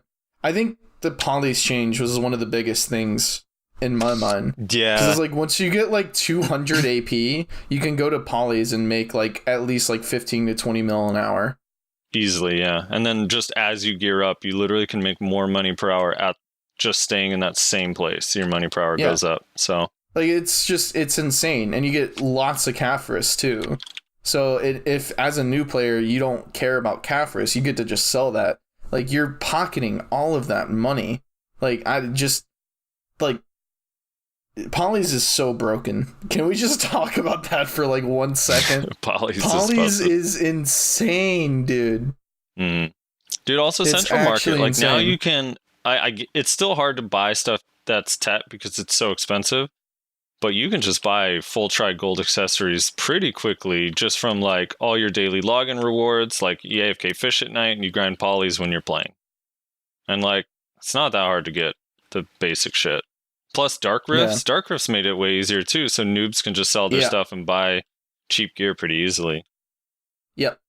Yeah. I don't think it's that hard to get into, honestly. Burry Bum Pawpaw says the best game of bunch of worse. I think referring to when you were quoting other people that were saying like, I'm just playing BDO until something else comes out or whatever. Yeah. Oh yeah. Okay. Best game. Yeah. No, I always do love that. That's my favorite thing to say. It's a rock solid argument. Some Frankenstein says we got 2 hours, boys, now for 3 hours. Love watching Fake Uni on YouTube. Shy Buffs win. Witch Wiz Heal Nerfs win. Having break from BDO at the moment. Cause of classic and real life health problems. Cough. Horde for life. Are you Horde? Or Alliance? I'm Horde on one server, and then I'm Alliance on another. So, Horde means that you're... Because it's not like you can be Orc no matter which faction you choose, right? No, incorrect. Oh, you can't. Okay, so you can only be There's certain... 4 races on each side. Got it, okay. So on the Alliance side, there's humans, dwarfs, gnomes, and night elves. Mm-hmm. And then on the Horde side, there's orcs, trolls, tauren, which are minotaurs, and undead. Yeah. That's busted. How is Horde not the most popular with those choices, honestly? Because undead has to be so... Like, if you're just a new player playing a game for the first time, is undead not appealing because it's so, like, out there? I guess. I don't know. So the other thing to keep in mind is because WoW's so old, it's like graphics are so, like, terrible, right? It's from, 16 years ago or whatever. So, in my own personal opinion, the Alliance models actually don't look too terrible, but the Horde models look absolutely disgusting. Oh, really? To me, the only Horde model that looks okay is the Troll, which is what I am. I'm a Troll. Like, that's the only one. Like, Undead looks just terrible to me, and then I don't even want to think about Orcs or tauren. That shit just looks so stupid. Yeah. But that's just my personal opinion. I'm sure there's plenty of people that think it's the other way around. So, Quasso81 says, you guys should bring up the topic Arsha battles to be more rewarding. Have the game arrange random matchups for rewards you can get. Yep. A 1v1, dude, even if they didn't have a ladder, just a 1v1 queue would be so much fun with rewards. Yeah, I agree. Yep. Small Dick Stole Your Girl says 281 AP, 313 DP. Should I keep working on AP or DP as a Musa? Frosty? I mean, it just depends on I don't know, what you want. I mean, I would get that 316 bracket because you're already so close. Either 281 or 285. From that point, you really should start working on DP because surviving is going to help a lot.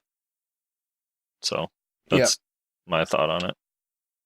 Vendetta says, nice, but the audio quality seemed shitty, especially on Fake's side. Yeah, we had to do some weird stuff with Fake's audio to get it to work. So yeah, we had some technical difficulties. Yeah, some shit went down. had a lot of technical difficulties from the last episode, which is why it got delayed. But we survived it, so that's nice.